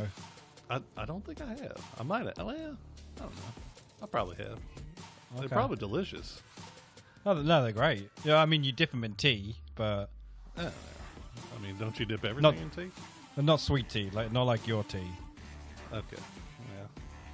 Yeah. Okay. I know you appreciate sweet tea. A little bit. You've learned an appreciation for it. We see a very far western plane here. You know what we haven't seen yet, though, is any real wheels off wonky circles, Hypoc. Had to mention it. I had to, because you know what? Because I want to see one. Well, I mean, this would be the time to do it, right? We've got 3 teams down on Sosnovka right now. Now would be the time for us to see a military circle. I mean, I'm guessing you're looking over at your second monitor, and there's a reason for you saying that. So I guess in a couple of seconds we're about to see something on. Yeah. Oh, okay. I know. You really baited I me. misled. I baited. It was. I said it before the thing. I do see it. don't you swear at me in that tone of voice. Looks like Hardship's actually going to pick up a free kill off of Liberate. There's Ice Tech trying to go for the same vehicle there as Lobes, and Lobes coming out ahead. But yeah, I mean, let's while we're in the early game, let's keep going on the Radiance love train here. Los has been grinding. Probably, if he's known for anything more than grinding, it's being like the most prolific cheater hunter and reporter in all of PUBG. Yeah. Well, not even cheater hunter. I mean, he is more the hunted. To be fair, it's usually them that find him more than the other way around. Well, it's because he's so active about it, though. I mean, he is constantly. I mean, you want to talk. This guy watches his late game videos of every pub game he plays, pretty much. You know, I've never seen somebody, even when they're playing funsy, drinky pubs for recreation. I mean, I feel like Los takes it dead serious, and it's started really showing up. I mean, go ahead. I mean, he can have a laugh and a joke, but he only has one mode in game, and that is like destruction. He's like the Terminator. Yeah, he is. He's literally T-1000. He's a robot. Just finish. Yeah. Well, fair enough. Fair enough. As looks like one of our teams. I meant nationality, by the way. I didn't mean finish the pun, but okay. Yeah, no. Finland, resident of Finland. Yeah, they not known especially for their comedians. Definitely known for their conversation types. Yeah. But they are known for being extremely good at shooting things with mouse and keyboard. So New Circle Pops Duel, who had dropped in Novo. This is interesting. So would you rather just loot up Novo, or would you rather? Well, they didn't drop in Novo. They actually dropped on the north side of Sosnovka. And I guess because they saw so much traffic there down on the island that they thought, we don't even want to risk messing with getting camped to the crossroads or anything like that, and maybe backing themselves into a corner over a Nova on the edge of the island. I mean, I like it. They've assumed Milta's free based on the plane path, which it absolutely is. So, I mean, get yourself out, get yourself a nice clean start to your looting phase. I mean, the circle's not great for it, but, I mean, the other two teams on Sosnovka are in exactly the same position, right? Yeah, I mean, you always, I guess, when you drop that military and you see that the circle go up north, you take that risk that there's going to be some team that wants to meme you and hang around in the bridge area, and even if they don't take anybody out, they just slow you down and just throw a wrench in the works, and they throw off your rotation, they throw off your transition. It's just a pain in the ass, and nobody really wants to deal with it. So Duel getting a little bit ahead of the game. Meanwhile, Sonics finish up their looting in Pachinki very quickly, and it looks like they may be running into Veritas here. Yeah, and obviously this is they know how close by they drop, but it's interesting for Sonics. Usually they're a team that likes to loot and dip out at the 4:30 mark, but you don't often see them trying to capitalize on Veritas dropping nearby, whether that's been a switch up from scrims or what. But Zenith now making their transition up towards Everest. And Kickstart's going to get a little upgrade. Yeah, getting a little two-wheeler. It's good times. Fabled. Probably just meeting up to do a little loot exchange on the north side of the river of Razak here. They do have Carnage very nearby, though, and it looks like actually Carnage is going to take a few shots over in that direction and say, hey, that is not a safe place to do your loot exchange, good sirs. Or ma'ams, as is the case with Hella. She takes a shot. Very PC of you to correct yourself there. Well, Very it's PC. not PC. I'm not being PC. I'm just, Hella is a woman, and I want to recognize the fact that she is in fact a woman, because I know that. Yeah, so there. Meanwhile, what else is going on that we can quickly divert from this awkward conversation that you've now put me in? You bastard. Looks like actually Zenith and Hardshifts are fighting over the top of Everest, and a down has already come out onto, well, who else would it be? Of course it's Kickstart. Yeah. And looks like they should be able to get that res fairly safely, as Hardshift not really interested in pushing just yet. That's a long knock, though. What? Chubba's got it from the ice cream yellow down here. He's got his bifocals on for sure. He's definitely. I'm not sure how the hell he hit that one, but yeah, no, good stuff from Chubba. They do get the res. I wanted to bring this up as well, since it was kind of a big talking point from the last game. ATC doing their best to finish their looting process as quickly as possible, and they got the hell out of North Georgia as fast as possible before STK could even consider coming there and getting involved with them.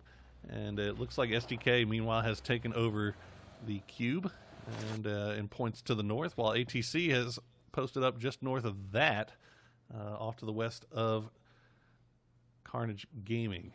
Fabled, meanwhile, in the split that we saw a little bit earlier, they sent Haxetti actually back down to Razak. I'm seeing a picked clean crate, so I'm wondering if that might have had something to do with it. Meanwhile, Duel, after finishing up in Milta, they're on their way. They have pretty much nothing in front of them. They've got Oath kind of off to the west a little bit, but they should be safe. Very slow early game. Yeah, it has been. It's I kind of expected as well. Usually when we see these go up to the north and to the west, a lot of teams like to take a slow scouting approach, and Adit looks like he's doing about 20 miles an hour pulling up down on the... But I guess that's because Liberate lost one early, so they're being extra cautious. Well, cautious. They lost one early. They're being extra cautious, and they're also pulling into South George. And you know who loots up in South George. But, you assume, obviously, that SDK is gone at this point, but you never take it for granted, right? No. So just good discipline, I would say, coming out on the part of Liberate here. And we check in on Dodge. They are off just to the west of Yasnaya, holding down the Yasnaya Bridge and points uphill. We'll see where this next circle decides to take us. Oh, my goodness. Okay. That is...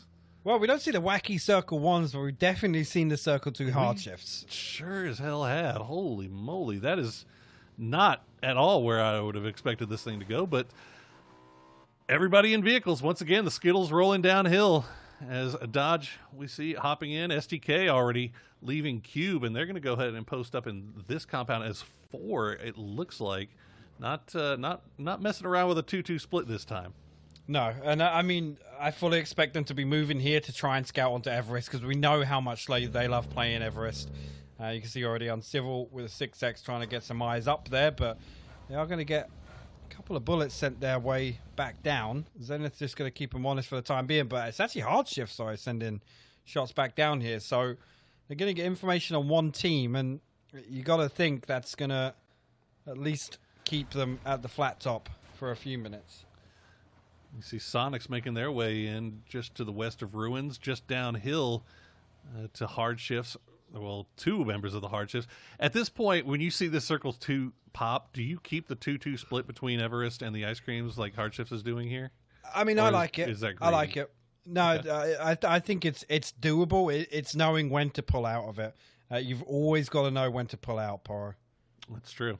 It is very true. If there's anything Yoho taught us, it is that you do have to know when to pull out of those sticky situations. Meanwhile, Zenith, after trying to make a rotation to the north side, it looks like they have elected instead to go back to their Everest position. They do know that Hard Shifts is still up here. It looks like they've been trading a few shots back and forth. Nothing of substance just yet.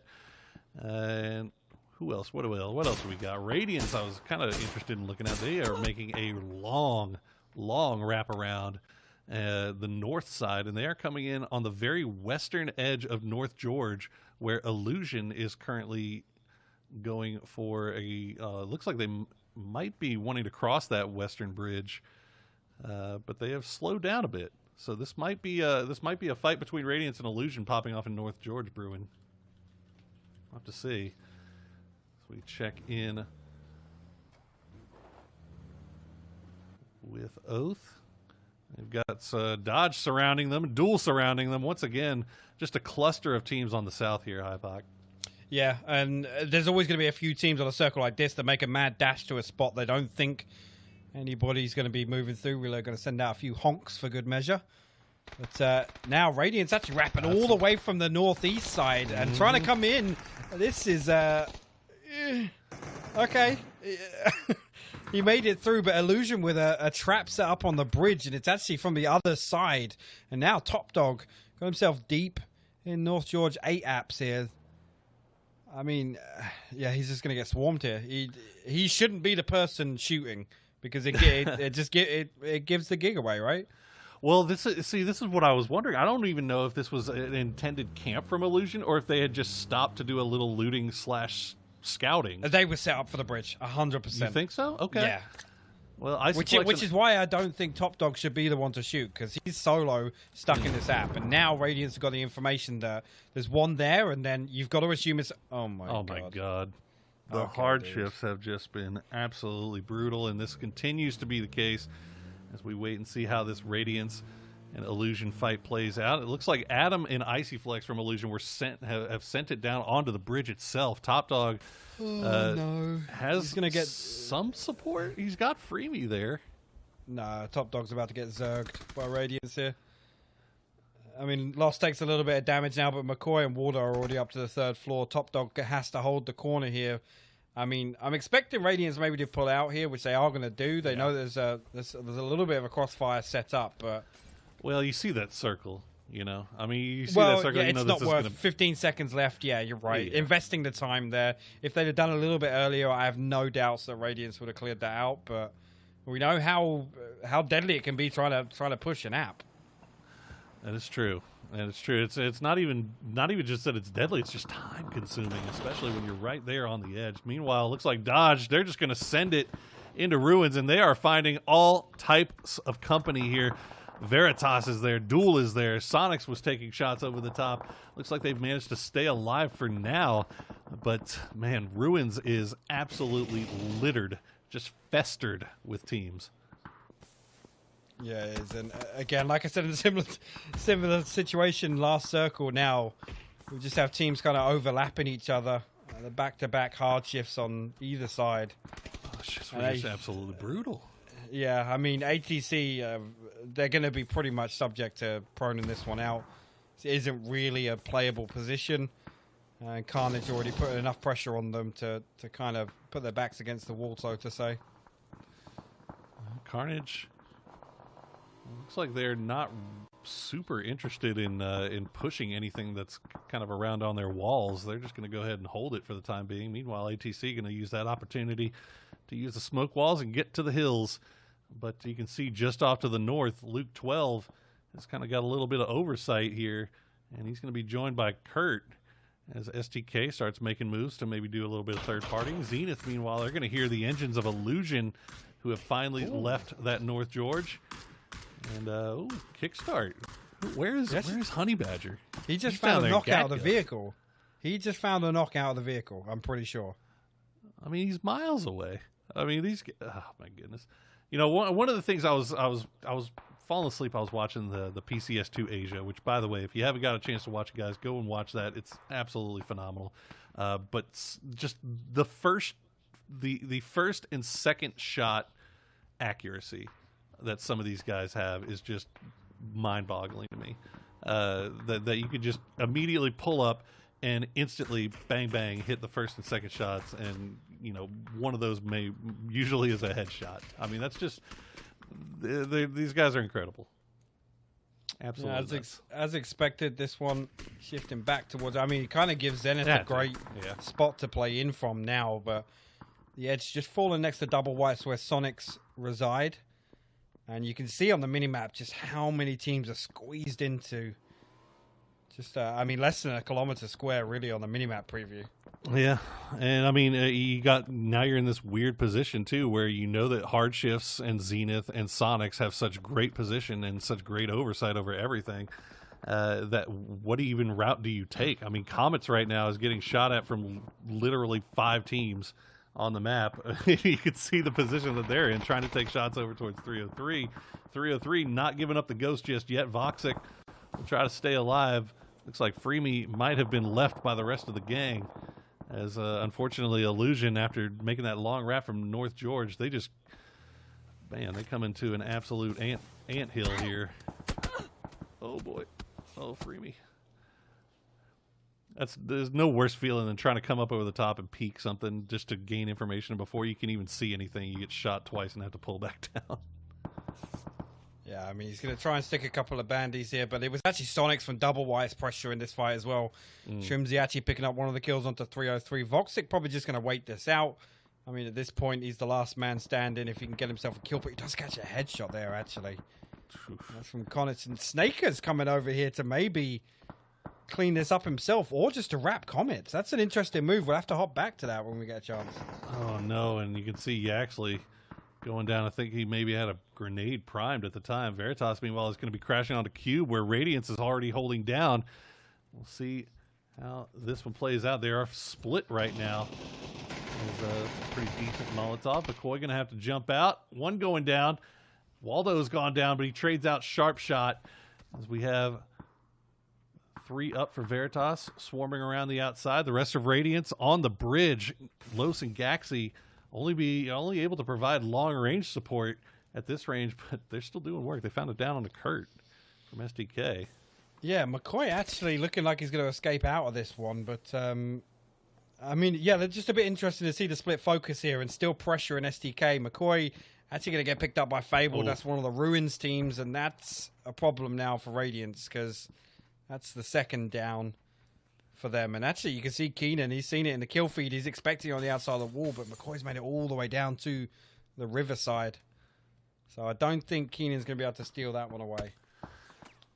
Yeah, Radiance, I mean, they had such a great game one. This game was looking pretty decent as well. They come in from that northern side, but Veritas just, with the unexpected wrap to the north there, kind of caught Radiance with their pants down in a weird 2-2. And Waldo goes down. McCoy is slowly bleeding out. Hasn't been flushed out by Fable just yet. So it doesn't look like Gaxi or Los are interested in trying to go for any type of res here, but we'll see what Veritas decides to do now. They have to send it. The circle has gone south of the river. The blue is on top of them. They have to make their way through Radiance and SDK and let the firing range commence. Luke's going to find one. Oh, no. They hit each other. It's actually Luke and Kurt that pick up the knocks, but Gaxi will steal one away. He'll actually steal 2 away there, and Luke will get the final kill. Sorry, it's Gaxi gets the final kill onto Veritas. Sorry, there's a bit of a switch up between the observers there. Couldn't keep track of what the last kill was, but Veritas getting picked apart as they tried to cross here, and SDK now have the information on numbers on Radiance as well. There was just no real possibility for Veritas. I mean, that was the fast way to send it. The other way was to maybe try to slow send it and go across the river where they knew that Fabled and Radiance were what. I mean, there was just no hope there, unfortunately. And meanwhile, we check in on Fabled. They are still 4 strong. They have control over the Ruins, but I don't know. How good is having control over the Ruins, really? Oh, add it. I mean, it's oh, yeah. It's not great, right? I mean, in this situation now, I mean, you're going to hold on to anything you can. In Circle 5, if you've got to spot a little bit of, I guess, some kind of structure in front of you in terms of Ruins, then yes, it's fine. But fighting out of here, going uphill to the west is just, it's a nightmare. Absolute nightmare. We'll see how long they have to hold their line right now. As looks like Radiance has made it down the coast, and they're going to be pushing right into Carnage, who is in the middle of trading shots back with ATC, much like they have been for, I would assume, the last 15 minutes. Let's see, Greg Shot taking shots over the top at Dodge. Dodge just hunkering down in the rocks, trying to survive. The smokes are out. The health bars are very low. Oh my God, Greg Shot. Ooh, right out of the driver's seat.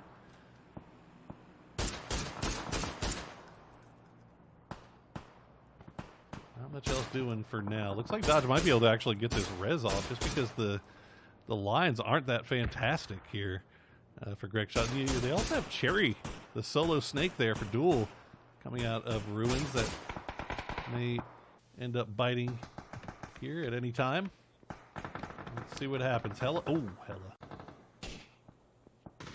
Yeah, I mean, this now is just like the team that moves first here is dead. And I mean, you can see how long people are holding on for the circle to close in now. And again, it creates a secondary layer of pressure. If you can't sit and hold on to the spot you're in, and now Dodge, absolutely all I was talking about, they have to move out in the open. Finna will get picked off by Hella. The flush will come through from Rip, and Dodge now just have nothing to hold on to on the side of that hill. Oh, look at this. STK actually mounting a little push onto Everest here. They end up losing one to Zenith, who's been holding camp up there for quite some time. Meanwhile, Shrimsy is going to find Maloot from Hard Shifts and get the flush, as Hard Shifts have collapsed down on Ice Creams, but it looks like they're an okay ATC. There goes Los and Gaxi. That was a fight that they came into at the end, and ATC actually cleaning up Carnage and Radiance there. So they're probably sitting on quite a little stack of kills right now. We'll see if Fabled can deal with Dodge, as Greg Shot already coming up over the top here. He does not realize how close Corsac is, but he's going to find Crop. That's going to be the first down. Can he get two? Yeah, he can. Meanwhile, the last player up for Dodge, and that's going to be Reno hiding out in the smokes. We'll see how long he can make it last. 9 kills on the board for Fabled already. 6 in the pocket of Greg Shot. Can they finish out Reno? Give him 7. And Fabled, again, looking good. What is going on? Oath. Okay. They just picked up 3 knocks in 3 seconds on Sonics. Now you can see Balfrost going to push forward up the side of the hill. Only 1 member left standing for Sonics now. The first flush going to come through. Shrimsy will lose his life for that one, and Tiggleton will get mine back on his feet, but H-Win out on an island in terms of the setup here for Sonics. Oath somehow sneaking up on Sonics from the south here. I mean, I feel like they've been there for quite some time. I'm kind of surprised that Sonics maybe weren't aware that Oath would be coming from that direction, but regardless, they end up paying the price. They lose 2. We do have Mime and Tiggleton still up. Hard Shifts are going to go ahead and leave the compound. They're going to make their way to the foothills just to the south of Everest. They have to worry a little bit about Zenith, but they're also going to have to worry about Sonics now as well. And Fabled, as they make their way in, they're getting shot at from range here by ATC and Oath. Yeah, actually, the third party from Everest now becoming a factor. Tiggleton will get knocked now. Mime tried to reset a little bit around to the edge of the ridge there, but Chubba the last man standing. Hard Shift really not gaining any value off that, of such a strong early position. You can see they've only got 1 kill on the board now, and they have Zenith breathing down their backs. It's been rough sledding for Hard Shifts, as they've pretty much been pinned down by Zenith for the most part of this game. I mean, they had the 2-2 between the compound and Everest, but weren't really ever able to feel comfortable doing anything because of the presence of Zenith. Meanwhile, Zenith still has 3 up. STK rather still has 3 up as well. ATC moving in from that northern side, and oh my goodness, it looks like they just took care of Fabled. I think it was a combination of ATC and Oath. So Fabled, after having such a great mid-game there, unfortunately cannot make it out of those ruins. And Oath, meanwhile, I think now has kind of taken over the spot.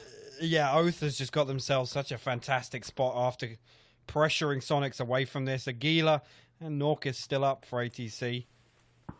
But, I mean, this is Oath's game to win now. If they can clean up ATC, they have access into the center of the circle where Norkis is. And it looks like they have read your mind as they are setting up and preparing for a push. Here comes Relo and Balefrost with the wide. Pack Cap's going to open up onto Marcelic. That's going to be him going down. Norkis going to come back and provide a little bit of support. Trying to go for the flush here. The flashbang's coming out. The push is coming behind it. Relo waiting to see where the rest of his teammates are. Oath is being very, very careful about how they push this. They don't want to risk losing one, as they know that being 4 strong here is so good. Marcelic will get flushed. Aguila down to half HP. Pat Cap's working the edge of the smoke. Can he spot him? Does he have a line? Relo does. He'll get that down, and it's down to just Norkis, who's sitting on about Well, now he's got about 75 HP. This Oath methodically moving around that mountainside there. And surprisingly enough, Sonics have kept 2 up this whole time. They were getting pressured. Again, it was hard shifts, and obviously Zenith, SDK, and hard shifts all kind of pressuring each other. Has maybe been the saving grace for them. Relo will finally flush out Aguila there, so it's just Norkis going to have to tuck his tail between his legs and find something to hide behind. But, I mean, it's nail on the head, Poro. Oath have approached this in such a cautious manner that it's going to pay off for them. Well, it feels like everybody is having to play around Zenith right now with the high ground on Everest. Actually, Roth going to get domed there by Uncivil. Nice little K9 shot from the man himself, but should be an easy res there for Kickstart. Zenith still have 3 up, but as you said, the new circle pops and Oath is looking beautiful. Absolutely beautiful right now. I mean, like I said, again, they clean up Norkis, they have access to the center of the zone, and it's a deadly position. They've already got 10 kills to their name. We'll see if they can add a few more. Uncivil going to be rejoined here by Alo. Is STK going to pull back together? We'll have to see what they decide to do here on the edge. Meanwhile, Zenith, they're still on foot. They're coming down from Everest, and everybody in the world knows where they are right now. So this is going to be a risky maneuver for sure. Yeah.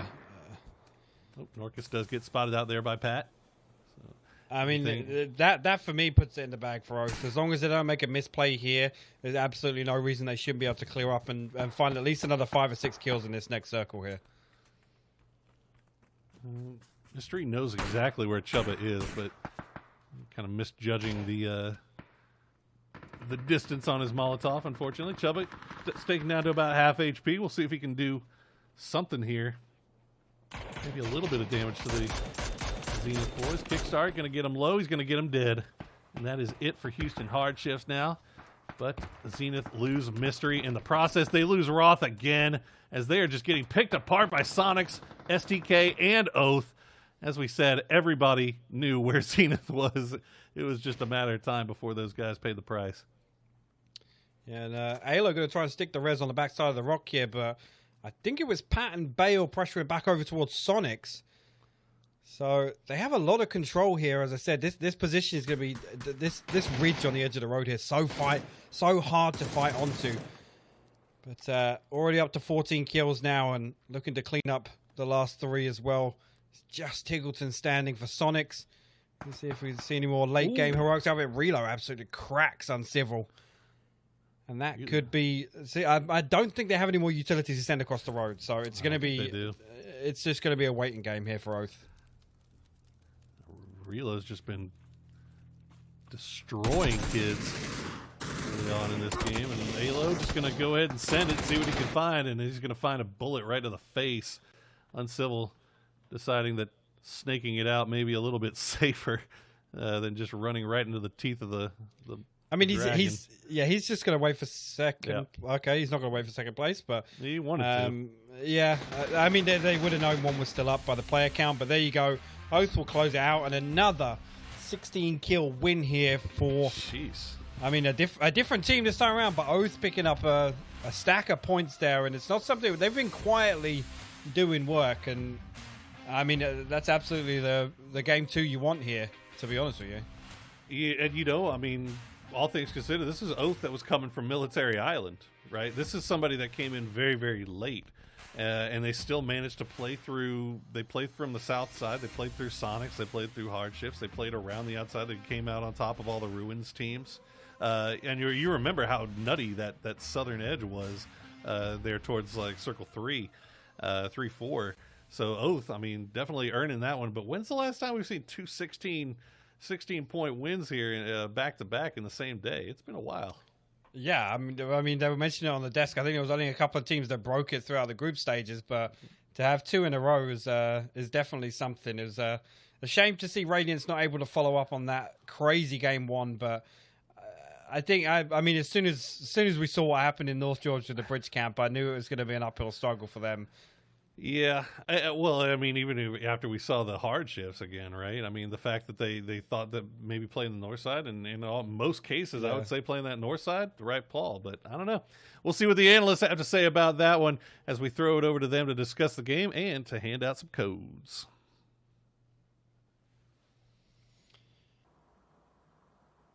That's right, everybody. It is code time. Hope you are set and ready to go. I'm going to go ahead and work your way through it. Remember, it's a little bit tricksy this time because it's got a 1 and an I in it. So we've got LRVBM7 1W6I3F. Repeating that for you, it is LRVBM7 1W6I3F. Good luck to everybody, and hope you manage to walk away with some coupons. But remember, if you don't, you still get EP. Calm it down. All right, guys. So, a lot of interesting stuff happening inside of that game, but Cam, you specifically noted circles were a major factor for a lot of these teams. Lord, yeah. I think at least throughout the early and then into the mid-game, the circle had much more of an immediate effect on the majority of the teams than one single team. There was the first circle, River cut halfway through it. We've seen it before, but it is still something to be aware of. It swung down towards the southwest on top of the mountain. River was involved, but not too involved. But then the fact that it shifted over towards the east, towards Ruin, bringing the river, cutting straight through it once again, halfway. We saw a lot of fallout from those circle shifts, I think. Everyone playing in Ruins, a lot of fighting going on down there. ATC and Fable picked up a lot of kills from that, as well as Oath. But still, it was a crazy early. Yeah, there was a lot of little interesting fights that were going on. Big rotations just due to how the circles set up in a little bit awkward situation for a lot of the teams. Toffees, you were talking about the fact that we haven't seen a lot of 16-kill games. Well, we got 2 of them back-to-back. I'll say sometimes you're right, sometimes you're wrong, and sometimes you're apparently really wrong. The 16K club is not something that we often see teams jumping into during competitive play, and to see it back-to-back at the start of day 2, I think A, makes me look stupid, which is awesome, but B, shows just how much these teams know that they've got to put up the big numbers. I mean, Oath is a team that we expect big things out of. We saw them, at least, the brand, not necessarily the same team, win the charity showdown. There was a lot of questions after the change of roster. Where are they going to end up? And I think they know that they need some big games. So kudos to them. But mostly, Cammy, big shout out to Relo, who I think he was very quiet for me in the group stages, and then he comes out with a 5-banger to start today, as does Pat Caps, who was also a bit of a question mark during the start of the group stages. So this bodes well for future progression for the Oath boys. It really does, and especially when you consider that what did they end yesterday in 3rd place? They have about twice, actually more than twice the points per game on Erangel than Miramar. And so the question for them was that going to flip once we hit the Grand Finals? And, I mean, looking at these numbers, no. In fact, if anything, they're just bringing their Miramar numbers up to match their Erangel, and they are coming out to be a really, really solid team once all of their key players are firing on all cylinders. Relo is getting those numbers. Snakers is getting those numbers. Patcap is getting those numbers. And yesterday, it was Balefrost's turn to turn them all out. But on the same token, it's been this sort of up-down. Oath started strong. They've gotten richer. Sonics gets 2nd place. That's the team that came in 2nd place today to start the whole thing. Zenith is hot and cold, right? They actually started today in 4th. Then we saw them in the first game, and it wasn't very great. And I was like, oh, well, here's that old Zenith. And then they come out and they get, I think, 4th in this one with a pretty good kill count. I think it was 6. So a lot of teams playing a lot more consistent than I saw them doing in the group stages, and that is encouraging to me, Matchroom, but probably discouraging to some of the teams on the bottom who are desperate to have, like for Carnage, they need these teams to start losing. Well, there was a big bloodbath that was in the southeast sector. Whenever we saw the shifts moving back over towards Everest, moving away from where we saw the quad set up at, and we saw Shoot to Kill have to move in, we saw a lot of teams picking up a lot of kills. Notably, Fabled, while they didn't have a good positioning coming out as far as overall placement, they managed to rack up a lot of kills, and I believe it was Utahfies that was just super impressed by Greg's shot and his performance moving through that. I mean, I can't speak enough about the growth of Fabled in general. They've managed to maintain their weekend status so far, and I look to see it going, but Greg's shot has grown. When Hacksetti came in, I thought, okay, well, this is going to be their big fragger. This is who they're going to put their hopes and dreams into. And Greg Shot has really just sort of stepped up on the team and said, I can hang with him. And I think, genuinely, remember, Hacksetti is a legend within the community. He started back in G-Core, right? Like, we're talking old school, right? And so imagine, you watched this guy dominate for years, and now he's on your team, and you're keeping pace with him. That has to be a confidence builder, and I think I can see that in Fabled, and I want to see more of it. I love the idea. Well, the bloodbath that happened back over in that direction, the direct recipients of that were Oath. As all of those fights were breaking down, they managed to kind of move in, rack up the last couple of kills, and that's what helped propel them into that 16 kills. They were harassing everybody as they moved their way up. Then they just got that little bit of a lip of a hill, and they just put in work on everybody to end out that game. Beautiful performance coming out from Oath, so good to see it. A couple of teams that we know that we had our eye on yesterday that we were hoping to really perform. Radiance and Oath both coming out pretty big so far today. Other takeaways that we can kind of look at, you know what? Let's start talking about like the intricacies of everything that happened inside this one. Let's go ahead and take a quick look at the overall leaderboard and how everything is shaking up. Cam, go ahead and give us a breakdown on what all you see inside of it. I mean, when Oath, they grabbed 26 more points for themselves, matching Radiance's. They're in first place now. Fabled, we mentioned, put up really good numbers, but that gap had already closed between them and everyone else below them because of the, I want to say, mediocre first game of the day for them. And now Oath are standing with not that big of a lead, but they still the first to break 60 points. We are starting to see the tier separate. As I mentioned, Erangel is going to begin to do that for us. That crowded middle section is really dividing up into the different, I guess, six-pack, the different sections of the abs. Yeah, I mean, listen, I'm no stranger to robust midsections, and I can tell you at some point, it's going to have to sort of go one way or the other. Houston Hardships is a team that I am getting tired of seeing them sit in the middle. They shouldn't be there. It doesn't make sense to me. I don't even know if it makes sense to them. So they need to pick it up. But I got to shout out again. You're going to hear me do it a lot because I picked them. Radiance, they got to 6th. They started today in 16th, and we're only 2 games in. That's awesome. And the other side of that, look at Shoot to Kill. It is a three-way tie in 6th, 7th, and 8th, respectively, between Radiance, Houston Hardships, and Shoot to Kill. For 6th, that is absolutely nuts. That's a statement to show how well Oath, Fabled, and Sonics, any trolls in chat, and Zenith are all doing right now. They're managing to find ways to carve out their own positions. Even then, we're still getting flashy showings from the other side of the leaderboard when we've been talking about Liberate, but this is no surprise. Finally, Tiggleton is dethroned from that #1 spot after the great performance in that last round coming out from Gregshot. Yeah, Gregshot basically 1v3ing all of Dodge as Dodge tried to exit from the blue, exiting Ruins there. I don't even know how much help he got from the rest of his team taking those guys out. And part of the reason why Dodge are still stuck down in 16th place is 17 kills for Gregshot, definitely performing very well. I mean, I basically just go in exactly what Toffee said, lauding his successes so far, and I put Fabled as my X Factor. I guess it's working out for them. I guess it's looking more like the standout than the big question mark that I had. Toffees to give us a rundown through the damage factors, as it looks like Tiggleton still had that lead, but it's starting to... He still managed to put up the numbers, but it doesn't look like it's translating into the kills. I mean, it's still 500, so Sonics is going to be able to hang their hat on his performance, and that's not something small to say. On the next side of that, though, we got Oath, Balefrost, and Pat Caps. Pat Caps in particular I want to touch on is the newcomer to the team. There's been a lot of stress on him. We know he's got the pedigree and the ability, and he's really stepped up. On the next one, Marsalek is in 3rd place overall for damage. Now, remember, in the group stages, Norcus was kind of the guy making all the noise for ATC. And to have another player step up into that sort of lead damage frag role, and Norcus still not slouching, I think does bode well for ATC as they continue through this thing. I mean, Fabled, ATC, in particular Fabled, these are teams that sort of struggled at times in the group stages, Cameron.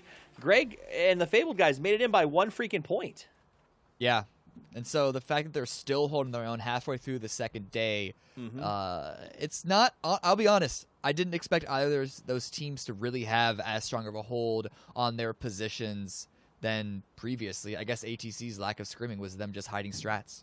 I didn't think Fabled would be here. I didn't think Fabled would be in the top 16. I thought Elusive or Yahoo was going to knock them out. They were going to be playing 2 weeks ago and not have a shot. And now, not only do they have a shot, they have a shot, if they continue doing this, of being in the top 3, maybe even winning. I guess you got to say that after their performance so far.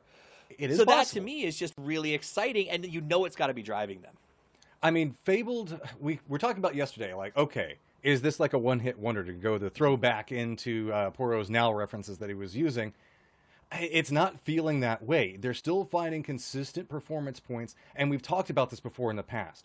Whenever you find yourself in a situation where you know you can't make it to the circle, that's whenever you just switch gears. Instead of saying, okay, let's go for late game, let's go for kills. And we're seeing Fabled make that switch and making it at the right times. Additionally, we're talking a lot about Fabled. ATC is also performing quite strong over and over again. They're not always walking away with the win, but they're always in that top 5 position, and you got to say so much about that.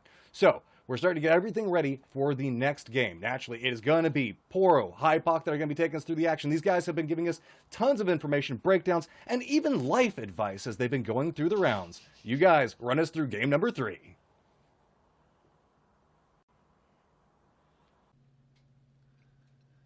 Thank you very much, boys on the desk. And Hypoc, what kind of life advice do you think we've been giving out? I'm missing on that. Was it our talk about biscuits? I think it's probably something to do with the biscuits, the tea, and maybe the Finnish personality model. I guess it's got to be something along those lines. I can't think of anything else. But obviously, coming into game 3 here, I mean, the guys said it on the desk. Really, for me, Oath. This was, again, another one similar to Sonic's, really. Big expectations when we talk about PatCap stepping into the roster. I know it was obviously a high-profile roster change within the North American PUBG community. But, I mean, this is them kind of hitting their stride. And it's a great time to do it in the Grand Finals. Obviously, we have the benefit of kind of a 3-week event this time around. So it's good to see them kind of tighten up some of the mistakes we saw them making when PatCap first stepped in. Yeah, and you know, I'll be honest though, and I say this with every team, right? No matter if they're doing really good, no matter if they're doing really bad, this is still essentially this is the first quarter, right? If I'm looking at American football references, you know, they're coming out strong in the first quarter. That's great.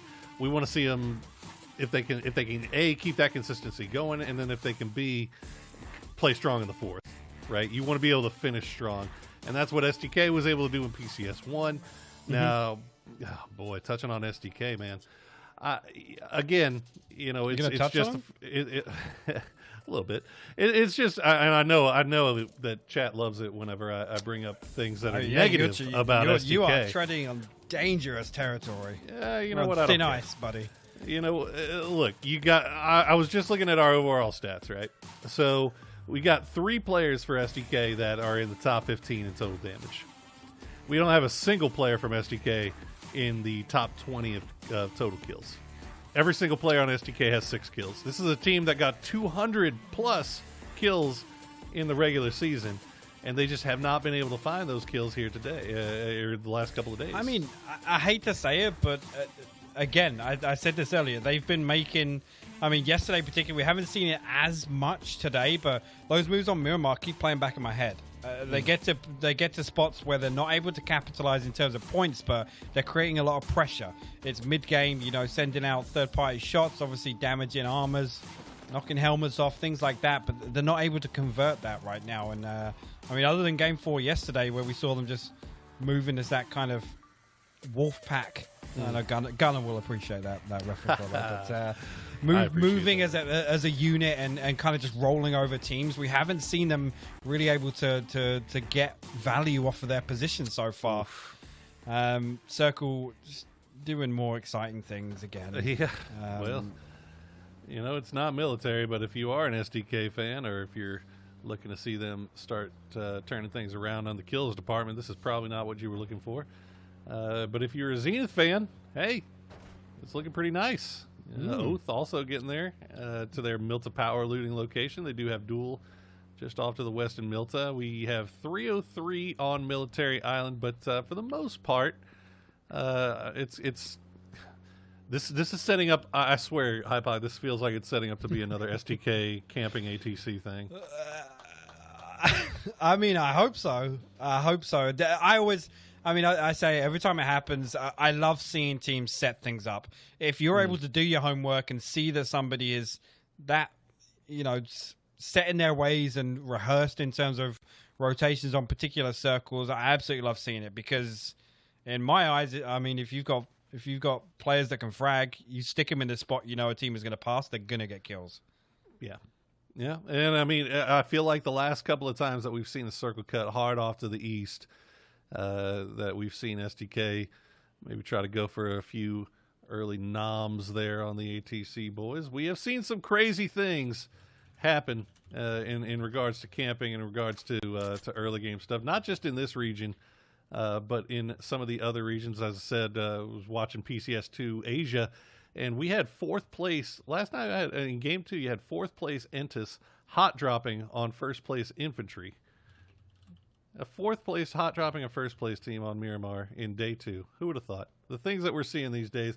This is why you got to make sure, guys, that you watch all the PCS2 Grand Finals. You got the Asian finals that are going on the same days as North America. And then when we get to the weekend, you will see PCS2 Europe and PCS2 APAC all be popping off as well. So they will also give you more opportunities for those lovely, lovely coupons, those lovely quiz questions, which I haven't seen any of the quiz questions so far, but I hope y'all are doing good. Does that make us the quiz masters? Does it? Do we get a cape? I mean, I have no idea, no control over when the quiz is shown and when the quiz or what questions are answered or asked or whatever. So please, God, Christ, don't DM me asking me or telling me about stuff. Uh-oh. I'm thinking something is amiss. No, nothing's wrong. No. I'm thinking something is No, nothing's wrong. I'm thinking something is quite amiss here. No, that was just that was a desk pop. It was, yeah, absolutely. No. I was everything talking, is fine. I'm saying, yeah, STK is killing himself. So okay, I was wondering because I thought I saw only two players for STK. So it looks like, guys, that we are going to do a restart. 2 players from one team, both disconnecting in the early game. That is falls under the rules for a restart. So we are going to throw it back to desk real quick while we set back up for a restart on game number 2. Or never mind, we're actually going to stay on us, Hypoc. Yeah, let's talk about this. Actually, Guabi, you going to take the fight with Ice? Oh, no. We're going to have some good casting there and some team kills, some friendly fire. But it does happen. Obviously, we're dealing with online tournaments. Obviously, these things do happen. It's harder to control. If we're on LAN, it's a shame to see. I mean, hell, if you're an SDK fan, you love to see that with that circle. That is true. That is very true. And I mean, you look, hey, if you happen to any team, we're going to redo that for sure. So we'll see how long it takes us to get this lobby back up and popping. Yeah. So touching again on I guess SDK. Touch them again, yeah. Touch. I can't keep from touching SDK right now. Look, they've had rough circles. Right, they've had some rough performances there on Miramar. The first 2 circles here on Erangel, the first circle in particular. Second circle, I'm kind of surprised that maybe we didn't see a little bit more, but I think the hardships has been what's throwing them off. It's just really surprising to see a team that their bread and butter essentially is going out and just feasting on lower teams, not even necessarily lower teams, just every team, any team. Take your pick. That they're having such a hard time getting kill points on the board. Do you think it's mostly a result of these kind of weird shifts that we've been seeing, or awkward circles? I mean, I've been trying to look back at the games and think whether or not there's another kind of factor feeding into it. But I just think it comes down to the games where they kind of hit that momentum throughout, like Circle 2 and Circle 3 in terms of getting some kills in rotations. The ones where they start, they're like, okay, cool, we got a buffer now. We can flex out a little bit. We can take a few more fights because, I mean, if you're operating on the basis you want to aim for 7 to 8 points, I mean, not for SDK, they usually average like 12 to 13 when they're winning out series. Yeah. But it's always much easier if you just say, look, we haven't got to worry about putting something on the board this game. Now we can go out, we can take the fights we want to take and not be dictated by having to worry about, we're not going to get any placement points here. We're going to go out with 0 and things like that. When we see SDK pick up 2 or 3 kills in the early game, that's usually when you see them, right, okay, we got numbers on X, Y, and Z. We can push them. We see them in the kill feed. We can move that direction and take absolute control. Now I'm going to throw another one out at you here. Do you think that? Try me. Okay, so we've been talking a lot about how teams essentially towards the later halves of group stages were kind of avoiding STK, right? Not really entering their little 300 space, 300-yard space. Now, hear me out here, though. Could this be kind of a butterfly effect resulting from that, where now everybody's kind of avoiding STK, making it hard for them to collect the kills, and now we're seeing people start to funnel into other people's kill zones like Fabled or Look, Oath? Me and you talked about it on broadcast quite a few times about there are things STK got away with that they wouldn't necessarily against better teams. And I hate using that terminology because there's just no better way to word that, right? Yeah. But, I mean, I would love to think now that people have seen what STK did in PCS1 and thought, actually, like, it's kind of crazy in the review process picking up on things they could have done differently because... I mean, there's definitely been a bit of a meta shift here. The teams are moving a lot more cautiously. We're not seeing these weird hot drops that were throughout the group stage, in particular for PCS2 and throughout PCS1, even the grand finals. We saw people contesting hot drop spots. I can only think now that maybe things have calmed down a little bit with all this change up. Obviously, post MPL, I'm talking. Where there are these lobby kind of mix-ups in terms of doing the 3-group format for the group stages and things like that. Now that things have slowed down a little bit, I think STK may be struggling a little bit because they weren't able to say, with these two teams are fighting, there's no reason for them to be fighting in Circle 1. Let's go and punish them. Yeah, that could be the simple answer, right? I mean, it could just be the fact that, hey, it's a lot harder to play when you don't have a 70, 80-point lead over everybody else. Again, that's got to be a factor. When you're so far ahead, you can keep holding W. Like, you can push any fight you want to. And STK is a team that, against 90% of this lobby, I'd put them coming out on top of any fight. Yeah, absolutely. Well, guys, just a quick update on the technical stuff. We are back in game. Everybody's in lobby. We're just kind of holding the ship right now to make sure everybody gets in before we cut over to that map stream. And it looks like for right now everything's holding up strong. But so Oath having a fantastic day for themselves, a fantastic weekend, really. Do we think that Oath has got things fixed, or is this them just having a really good weekend? I think I'm putting a lot of pressure on you here. Yeah, no, I think as well that's something that when we talked about Pat Cats coming to the roster, there was going to be a bit of a transitional period in terms of when they adjust to that. Now I think we're probably seeing them perform to the level that we would have hoped they would. And even with Wolf on the roster, we know how insane Oath are. And it's the same core 3 with a different IGL at the end of the day. And in terms of playstyle, as long as those 3 guys are still feeding back how they want to play the game and how they want Pat Caps to lead them, then that should be as close to a plug and play as you can imagine. Well, let's see if they can keep the dream alive. They already got 62 points in the bag. And lest we only talk about the teams that are in the top, we got a number of teams that still have pretty sizable question marks hovering over their head. Teams that we were looking at coming into this as possible hot teams. Teams like 303, Comets, obviously Shoot to Kill, Houston Hardships, Radiance have that one good game, but other than that is kind of been a little bit wonky. So nothing set in stone just yet as we get ready to head into game number 3. Looks like our plane is in the air, and this is oof. This is not a good play path. All I'm going to say. Okay. Yeah. Well, maybe we're going to get a Hypoc and Poro Circle 1. This is if you're looking for a military island circle, this just might be the one. As this is about as far south as you're going to get without touching it.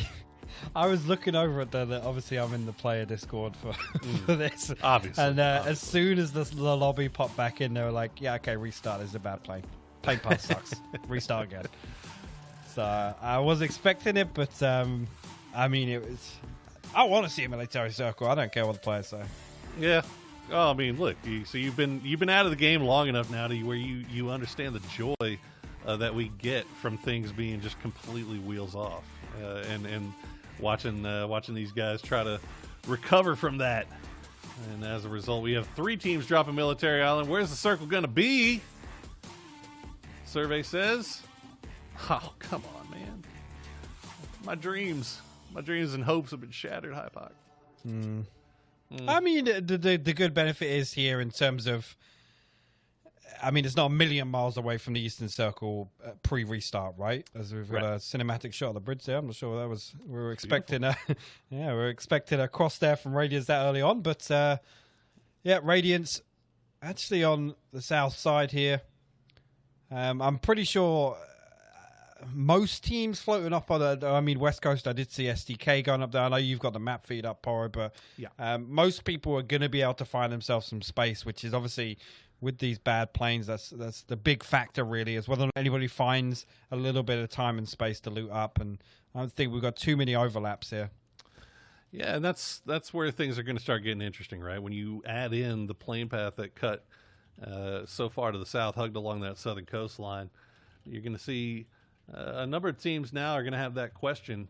Okay, how do we want to approach this? How do we want to rotate into this circle? Do we want to directly come in from this western edge? Do we want to wrap around to the north side? Do we want to even have to deal with the potential of STK or ATC doing some kind of spooky camping thing up on the north side of the river? Or do we just want to try to wrap somewhere else? Or do we just want to send it in? It's a number of questions that these IGLs are going to be faced with asking, and Hella probably has a lot of question marks in her head. She's got to figure out how to bring her team over from this western part of military, knowing that Comets most likely will be hanging out on that north side of the bridge. And I mean, again, ATC are going to be the later of the two. And I'm just thinking now, again, bad plane. They've had to come further away. I mean, STK get to stop in South George, but I mean, the setup's there, right? Mm-hmm. It certainly is. Now, ATC did get quick with the looting last time. They were very quick on the trigger, getting in and out of North Georgia as quickly as possible, but that was last game.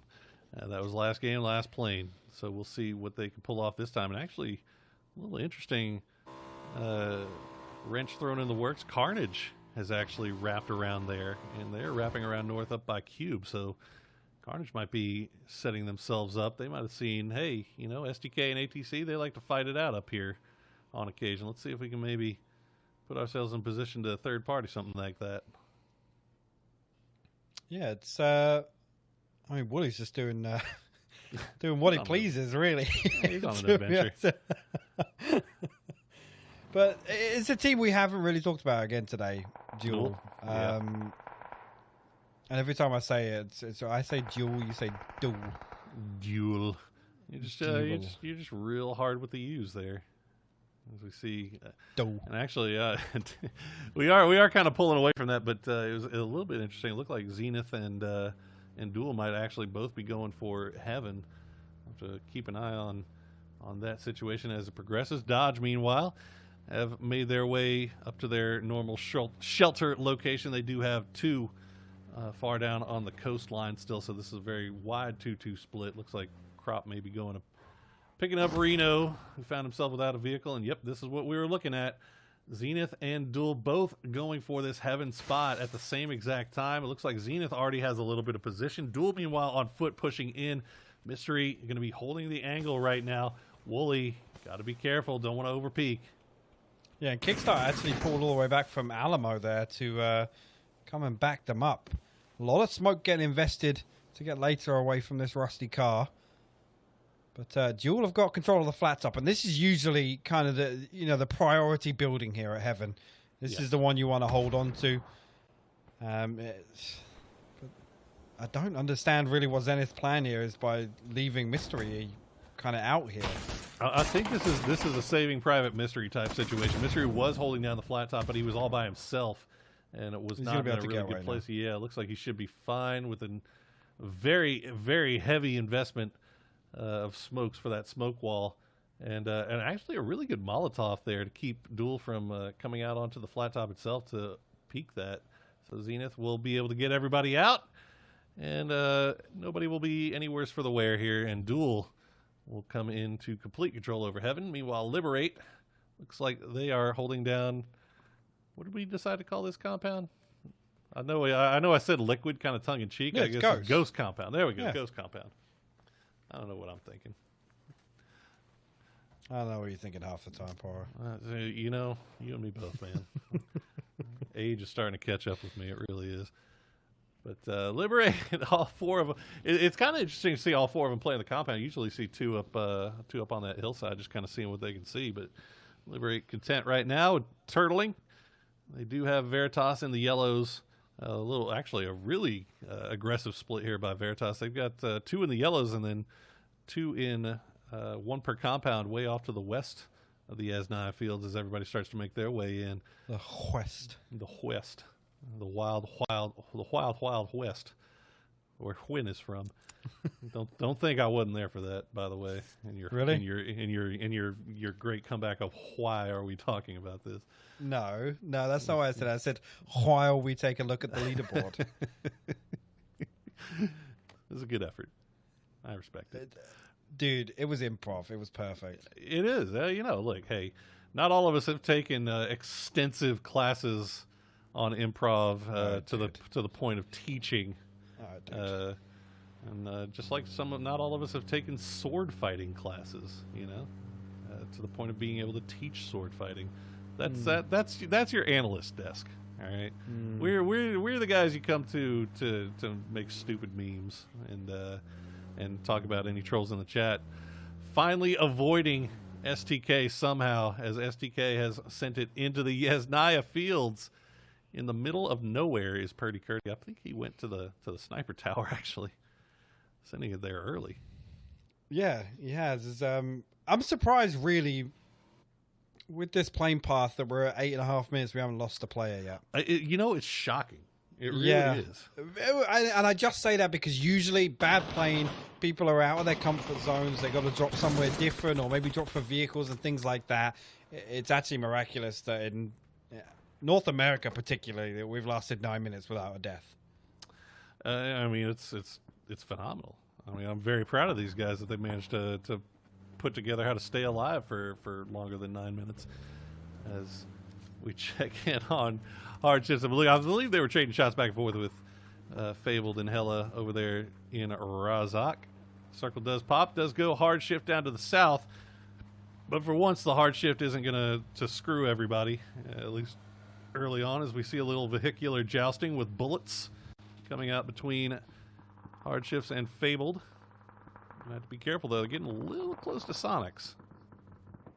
Yeah, they have got to be careful. Again, this is what I love. As soon as a team gets shot at in rotation, it's like, nope, don't go that way, guys. Everybody backtrack.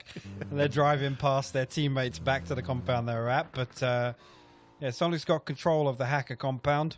They do have one down at Alamo as well. And we know that Alamo underneath Volcano is usually kind of, I guess, a plan B. It's like a late game security blanket, right? It's like if the circle goes there, we got access to the hill. Shrimsy actually going to pick up Hella in the bottom of Glass House there. That's a cracking shot from him. Threading the needle there. Yeah. Looks like she should be okay. Should be easily resolved. Fear Fabled will get back to 4 strong in that J building. But as you said, they do have to be a little bit concerned about Sonics off to the south. And then you do have that wild card factor of Mime. Meanwhile, STK, as we were keeping an eye on them, they've come here into Yaz. They've left Purdy out in the field to the south. Looks like maybe as a, I'm not sure what that is. Insurance policy? Scout? What do we call it? We'll wait to see what happens with it, and then we'll claim we knew what was going on the first time around. Sounds good to me. All right. Looks like he was a scout, as Uncivil and Luke are going to go ahead and join him. Alo going to hold back the long-range position here as Veritas will get a res. Not sure who got that down, if it was STK, but look at this. STK, I love this. After regrouping, hard crashing in, but Veritas, after the down came through on Jazza, they're going to go ahead and regroup, putting 4 into the compound as well, and this could be a long and drawn-out fight. It could, yeah, but I love the confidence move here from SDK. You got the scouting information from back in Yasnaya, and the rest of SDK pull up. They take a little bit of vision on the side of the compound, and they just opt to send it. They literally opt to come and take the fight here. Things are going to slow down a little bit initially, a little bit of utility traded off between the two teams, but SDK now have 3 inside the compound, and Alo's still there, kind of playing an anchor position. All of this is being overseen to some extent by Ice Tech. You can see him on the field, on the hill, rather, just off to the south. So that might be putting a little bit of a damper on any plans. It looks like Veritas is content to just hold and wait for Shoot to Kill to make the first move. Shoot to Kill seems to be a little reticent to do so, though, as they are just going to hold it down for the time being. And yep. It's looking like a slow go here. Yeah, it's. I mean, ATC, a bit of an what anticlimax. ATC I'm not gonna lie. Well, I mean, just given how the whole compound is laid out, you wouldn't really. Okay, Alo actually going to find Zraygod, so Alo is actually getting things accomplished over there in Yesnaya. Not sure he's saying what the rest of. I'm not sure what the rest of the team is doing, but he's out there getting things done. And okay, shots coming out between STK and Veritas. Looks like this might finally be popping off. And there you go. You can see in the kill feed, Purdy Curdy, they got the 2 downs opening. They're going to be pushing it with a grenade. It looks like it was just a re-rack. Kurt's going to eat it from Sharpshot right to the face. As Sharpshot will try to reposition after getting the flush, though. Uncivil will push in, and he will land the shot, but just barely. 7 HP left in the tank. And Penta. What can Penta do? He's wrapping around. He's going to find him. He's going to get the down. He's going to get the flush. And it's just down to Alo. The push from STK started off so well, but fell apart so quickly. Yeah, and the reason I liked it was them kind of trying to capitalize on 2 members of Veritas stuck at this compound. You can see they were scouting it. They probably noticed, yeah, there's 2 level 2 helmets, 1 gray, 1 white. Let's push it. And then the Veritas collapse back to the compound was kind of their downfall there. Again, you hate to see it, but I'm liking seeing STK still stick to their game plan and playing with confidence. Sticking to the game plan, they still are going to get out of this. Even if Alo goes down now, they still grab a handful of points for their troubles, which is what you want to see. If you have a bad game, at least still come out of there with a handful. We'll see what Alo can put together for the rest of this game. Meanwhile, Liberate has been overseeing all of that for quite some time. But they're getting a little bit extended here, and Sonics is on the move. We'll see if Sonics decides to go for the dip just to the south, or if they intend to do any full crashing here. Looks like it's just going to be the dip. And again, that position in Alamo kind of playing to their strengths, really. They have the opportunity now to do this 2-2 split. And if the circle comes here, we've seen teams win from that setup so many times. Uh-oh. Okay. 303. We've been talking about him. We've been wanting to see a little bit more from him today. Hasn't really been going their way. We've seen moments of brilliance from Landoon, D-Rich, and Honey Badger. All of these boys. Let's see if they can pull off something against Zenith. Honey Badger, like a shark, he smells blood in the water. You know that this guy wants to fight. Can't find the angle just yet, but Voxic will. He'll find the down onto Roth, but he's going to immediately get traded out by Mystery. And Leda will find Honey Badger as he tries to pull away in the UAZ. Oh no, that was never going to work. And 303 loses 2. We'll see if Landoon can do anything. Maybe try Landoon and D-Rich. Maybe they could try to get a res onto Voxic, but Zenith looks like they are going to go ahead and collapse on this.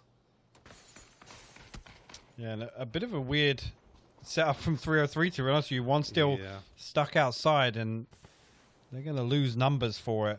We do see the circle come, right over to the kind of circle I was talking about with that Sonic setup, really centering just over Ghost Compound, liberating a really strong position. ATC hold down a good spot as well. Man, we'll see if 303 can get on out of this. Oh my God, Landoon is going to get dusted right out of the driver's seat. D-Rich, can he do anything? Nope. Nope. Zenith been working on their skills at shooting heads in the driver's seat, and it pays off well, and that is 303 out early again. not what we wanted to see. Hopefully, with one game left, they can put something together to hang their hat on going into this off week.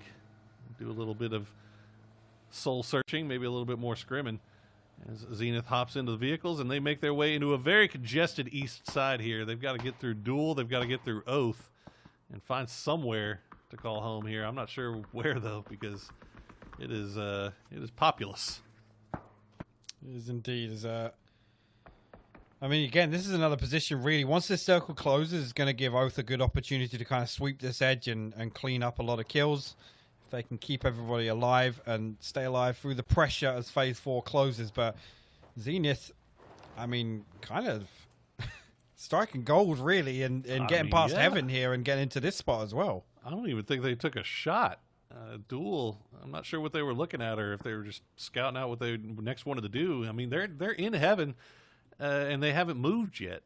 So Duel kind of, I would say, wasting a little bit of time here, really leaving things a little late.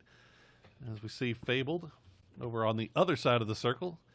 We've got a 2-2 between the high ground and the low ground right now. Rippenhack said he will have to come and rejoin the rest of the squad. ATC, meanwhile, has crashed into the 2.0 craters.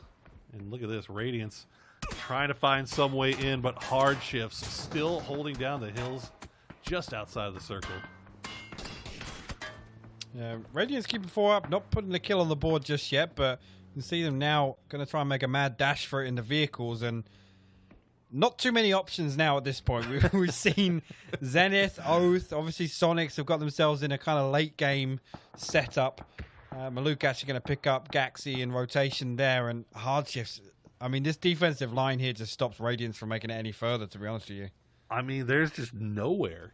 There's absolutely nowhere for Radiance to go. I feel like this might be a team leaving it way too late to try to figure. I mean, maybe they had scouted out the spot where Hardships was, didn't see anything at the time, thought it was free, and then they pull up around there, and all of a sudden there's a full 4-man squad of Hardships just waiting. So now, what's your plan B? So far, the plan B is to regroup in this compound before sending it, I don't know, somewhere. We'll have to see what they can spot out. Dodge, meanwhile, trading shots back towards Oath, not finding any joy just yet. And here we go. No. Duel had to go somewhere. Where's it going to be, boys? Hey, Wooly, what's your plan? I mean, into the waiting arms of Zenith. Oh, my God. Jerry tried to pull up on Jerry? What? I mean, it was a hell of a distraction. While he was doing that, they were able to get 2. And now Duel coming up over the top, and they actually got the upper hand on this. They do. Oh, they wipe them. My God. Okay, we were talking about pulling out earlier. That's how you pull up, right there. That's how you pull up. I'm pretty sure there was like 2 back-to-back drive-bys on the way past. Why the hell Cherry always seems to be the bait when things like that go down, but he has got to be the best damn bait in North America, because it seems like every time Cherry doing the baiting, he'll love me for saying that, but usually every time he dies first, things end up going well for Duel. I'm not sure what the deal is there, but Oath now getting a little bit fed up with the long-range shots from Dodge. They want to clean out this side. They have to move anyway to get inside the circle. The grenades are coming out. The utilities coming out. The bullets are coming out. Corsac just trying to stay alive. I'm not sure how much longer he can pull this off, as he has been mollied to within an inch of his life, and there goes that last inch. Dodge out in 14th, but Oath no better off here, as they still have to find somewhere to go. They do indeed. I mean, now they're just going to try and send some pressure elsewhere. And like I said, if they could survive the previous circle, they have an opportunity to kind of sweep and clean up some kill points. But right now, struggling to really get anything on the board. Balefrost desperately wants this kill. He's going to land the last bullet in the mag there, but McCoy going to try and stick a kit out in the blue, and he will fall, and that's Radiance out in 13th place. But like that gives Oath a little bit of space to work with. You had a plan. And that was that plan. Yeah, no, it feels like I've been seeing Oath in the kill feed non-stop here, but it's just been knocks. Knock after knock after knock. And what?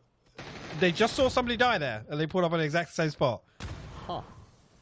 Well, ATC will say thank you very much. Yeah. For the look at it. Whoa. Okay, we're good. Okay, and they had to turn their attention over to Icy Flex now because it looks like Illusion might be pulling from the other side as Aguila and Melon are on protective duty. Melon going to get the down on Icy as somehow Comets...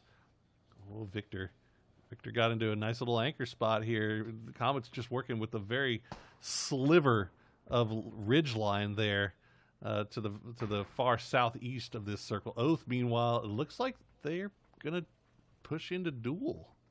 And they might actually be getting away with it right now, too.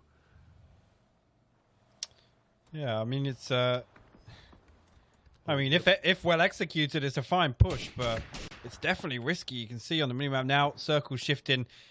And I called it early on, Sonic's spot now, if they can hold on to this, is going to be huge for the late game here. I do hope we get to stick on with that Oath push onto Duel, because that's probably going to be the one to watch. But ATC trying to defend this spot now from Illusion. Maybe looking for a little bit of a reposition here, but Fabled surely going to be able to clear up these kills on Illusion if possible. Here we go. This is what we want to watch now. Oath put down the smoke cover. They've moved up close enough. Patcaps get a little bit of damage onto Lampalot, but he's got to stick a kit inside here. I'm really intrigued to see how Oath pull this off. I think that looks like they're going to pull out. They're not pulling up. They're not pulling off. They're pulling out completely and trying to find a spot at least a little bit inside the circle that they can work from. I think they looked maybe at that duel spot after that circle pop, and they were like, you know what are we even fighting for here except for kills? Maybe we can try to keep a position and maybe get these afterwards. Patcaps, meanwhile, is going to spot out Comets. Comets are going to have to make their way across the street as well. And Duel, this is another one of those sticky situations. It is. And Patcap's kind of playing anchor here. Could keep Duel from making early moves. I mean, he's going to get a little bit of smoke cover from his teammates. One of the members of Fabled will get knocked, and they don't fancy the res here, so they're going to send it in the Dacia. Just 2 up. Rip and Hella sending it straight towards the... Okay, we're just going to pull up on ATC, apparently. You know, this is not the first time that I've seen Fabled just YOLO push up onto a team that they know is there and get immediately wiped. But you know what? I don't know what other options they really had. That's what they felt like they could work with. Duel, meanwhile, said, you know what? Forget about Oath. Let's just go ahead and wrap to the north and see if we can third party onto some of this ATC action. Lampalot going to pay the price for now. But ATC not feeling very comfortable as they actually had to move off the hills and into the craters again because of this duel, and looks like Alo is going to get spotted out as well. So there goes SDK. I mean, fair play to him for surviving like 14 minutes past his teammates, but yeah. Not in a placement point. You hate to see it. ATC now. Melon actually going to find Wooly over there. Masterlet good for the flush, and ATC up to 10 kills now, taking control over the top side. He goes for a little bit of an ego chow, and Danny G will keep him honest. And I think actually the res is relatively safe as well, though, so they're going to be able to recover off it. Got to do something about Danny G. So, looks like, well, Danny's just comfortable just hanging out right now behind that Dacia. It looks like they'll be able to get the res off without incident. But yeah, 10 kills for ATC playing from this field part. I mean, this has got to have been a hell of a fight here for ATC. They have not had anything come easy playing from these divots and ditches. Is that going to be good on the molly? Oh, I think it fell on the wrong side of the car. Danny survived. The nade follow up, though. He survives long enough to get a nade to the face, and now ATC has that hillside just to the north of Liberate. And okay, if you're Sonics, farm here. What do you do now? You've been talking about it. You kind of been talking about Sonics and playing that ditch, the dip. You've got Comets that are just off to your east on the high ground, and then you've got Hardships that are starting to make their way in as well. You've also got Oath. There's 25 alive in this circle, man. Yeah, this is actually kind of crazy. Comets making a push alongside the road here. Good smoke cover down is going to give them access towards Oath's dip, but whether or not they're going to be able to put enough damage on the way in to make this a clean fight for them. These are some interesting flashes and mollies. They can't play there because of Liberate occupying the compound. So Comets now have used all their smokes to get this far, and now they have nothing to actually advance on. Monty going to try and find something with the barrel, but you see in the kill feed, Oath just absolutely picking them apart. Comets will reply with a couple, but there you go. 2 knocks from Oath, 1 coming from the third party. They should be able to reset off that. This is the time I would have expected Sonics to make moves, and they haven't just yet. Yeah, they have not. I think they might be a little bit concerned about Houston Hardshifts breathing down their necks right now, but Hardshifts are under their own struggles, getting taken apart by ATC from range. As J-Sank will go down to the blue, Maluk's going to go down. I'm not sure who the last one is up left alive. I believe it might be Chubba. Yep, there he goes. Mime's going to pick him off, and that's going to be 15 kills for ATC, and that's the first kill for Sonics. Yeah. And look at this. But ATC, this is crashing. good, though. Okay, yeah, they're actually going to crash onto Ghost. 1 member on foot coming all the way down already, so going to make the entry a little bit better. Melon will find Matthias on the way in, a little bit of utility to follow up on it, but will Liberate be able to stand strong here? Well, the thing is, we also have Oath that's, I mean, still relatively, I think, full 4-man strength that are also pushing in from that woodsy area. ATC, they send 2, leave 2. Marcelic is back on the hillside, downed. 15 kills in the bag already for ATC. Are we going to see 3 games in a row with a 16-piece? That is unbelievable here, as Liberate desperately trying to hold off the push here. Just working the wall. Looks like the back 2 for ATC. And we found the boys from Oath, and oh my goodness, the bars. Simply Matt not having it. Melon's going to go down to add it. Good hold coming out from Liberate, but now Oath has managed to make it to the compound as well. Norcus, the last one up. Oh, he does get the res. Okay, so we do have Norcus and Marcelic still up. Are they going to go for the res on a Melon here? No way. They're trolling. No. Oh, he tried to pull up. Ice Tech on the backside of the tree here. The barrel-on-barrel fight. The hip fire comes out. Marcelic gets the down, though. Norcus going to instant-flush that one out. He tries to go up onto the wall, but Matthias finds it through the window. And now that just needs Marcelic alone on the top of the hill. 46 HP. Trying to bandage up as best he can. That's a stun. I don't know if he thought that was a flash, but going to try and find a way down this hill. It's going to be difficult for him. 3 members of Liberate still staring this way. And there you go. Guabi will deal the killing blow to him. But Pat Caps has snuck in, as you said, deep behind enemy lines here. And Sonics still 4 strong. They're just going to wait for somebody to slip up. That's all they have to do. I mean, the center of the circle is outside of the... Well, actually, it's right on the wall. The center dot is right on the wall. We'll see what Pat Caps decides to do. I mean, Liberate can kind of play this out as long as they want. Yeah, there we go. H-Win, right where he is, right where his US stopped. That wall is where the center dot is. We'll have to see how Sonics decides to play this. I got Mime and Win up close on the wall. Tiggleton and Shrimsy a little bit more at range. It looks like Liberate is going to try to send one out to the side here. Guabi, see if he can find some kind of angle. Oh, no. No, I think he's DC'd. No, he's going for a wide flank. He's going for a wide flank. He just hasn't got his gun equipped. Huyn? Huyn? Okay, thank you. Well, okay. You hate to see that. Well, look, Pat's still in there. Sometimes you just got to flank in Circle 8, okay? Sometimes you got to go for it. No. Oh, dear. Well, Add It and Simply Matt still have a shot at this one. It is 2v4, but they do have the added benefit of that sneaky snake Pat Caps, who is going to have to leave here eventually. The blue is right on top of him. Where is he going to go? Is anybody expecting him? Mime? Oh, okay. Tickleton's going to spot him out. Never mind. Pat Caps gets 3rd for Oath to go along with a couple of kills. Nice little stack of kills. So they should secure their first place position. I mean, look at this. Look at this setup. There's absolutely 0 chance they get out of this. There's nothing they can do. I mean, they're absolutely screwed. Oh, Matt? No, don't do it to him. Do it to him, please, God. Do it to him. Oh, he gets God, one. he's gonna get the one flush. of them. Oh, no. Oh, no. Tiggleton. I like it, though. I like it, though. That was almost some of the slickest late game stuff I've seen. They were not expecting that whatsoever.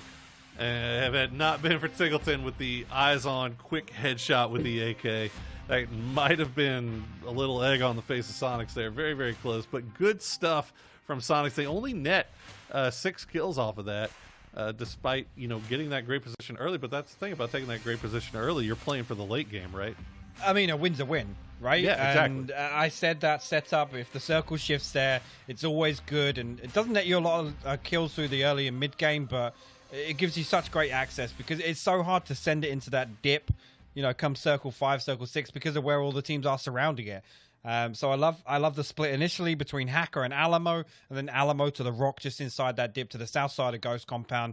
Really, really good setup for Sonics. It's a shame they only put 6 up, but like I said, you take the 10 when you can. Yeah, I mean, you're happy with 16 points. I don't care who you are at the end of the day. And meanwhile, if you talk about 16 points, another game, another 16-plus kill performance from one of these teams. ATC with 17 kills. Marcelic with 8 in the bag for himself. What a hell of a performance for those boys. Yeah. Look, it's also going to create this weird point vacuum, too, because we got some point gobblers. We'll have to see what the analyst desk has to say about all this stuff and get that code for this next game. Guys, we'll see you soon.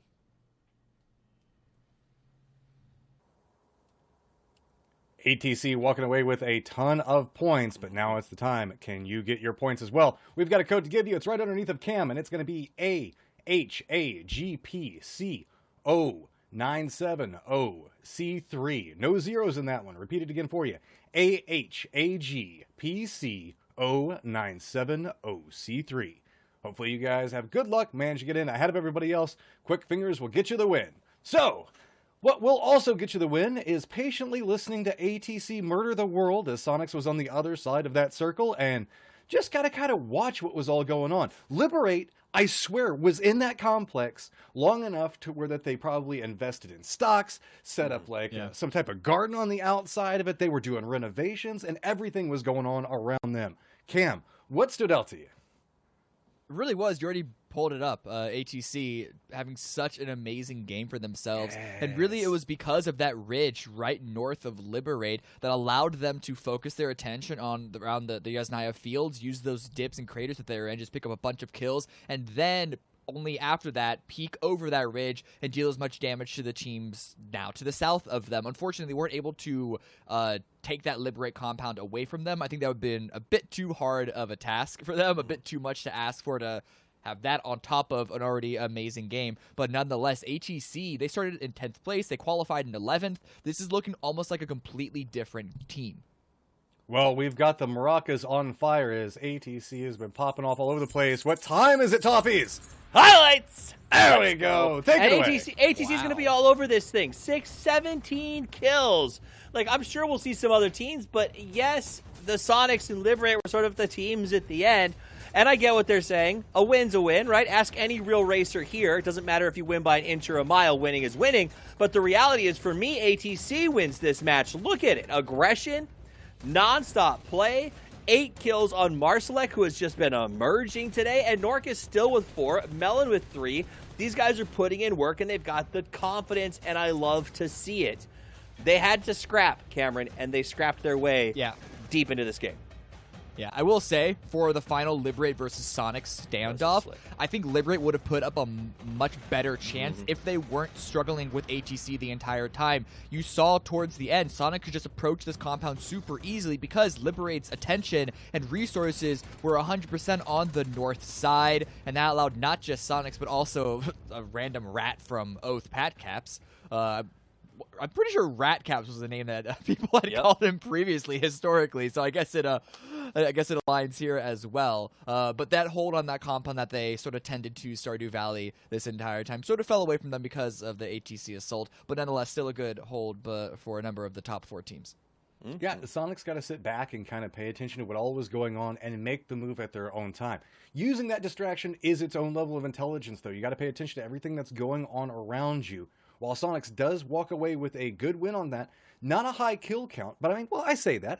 when you walk away with, like, I believe it was 6 kills, that's nothing to be ashamed of inside of a game, especially after getting the win.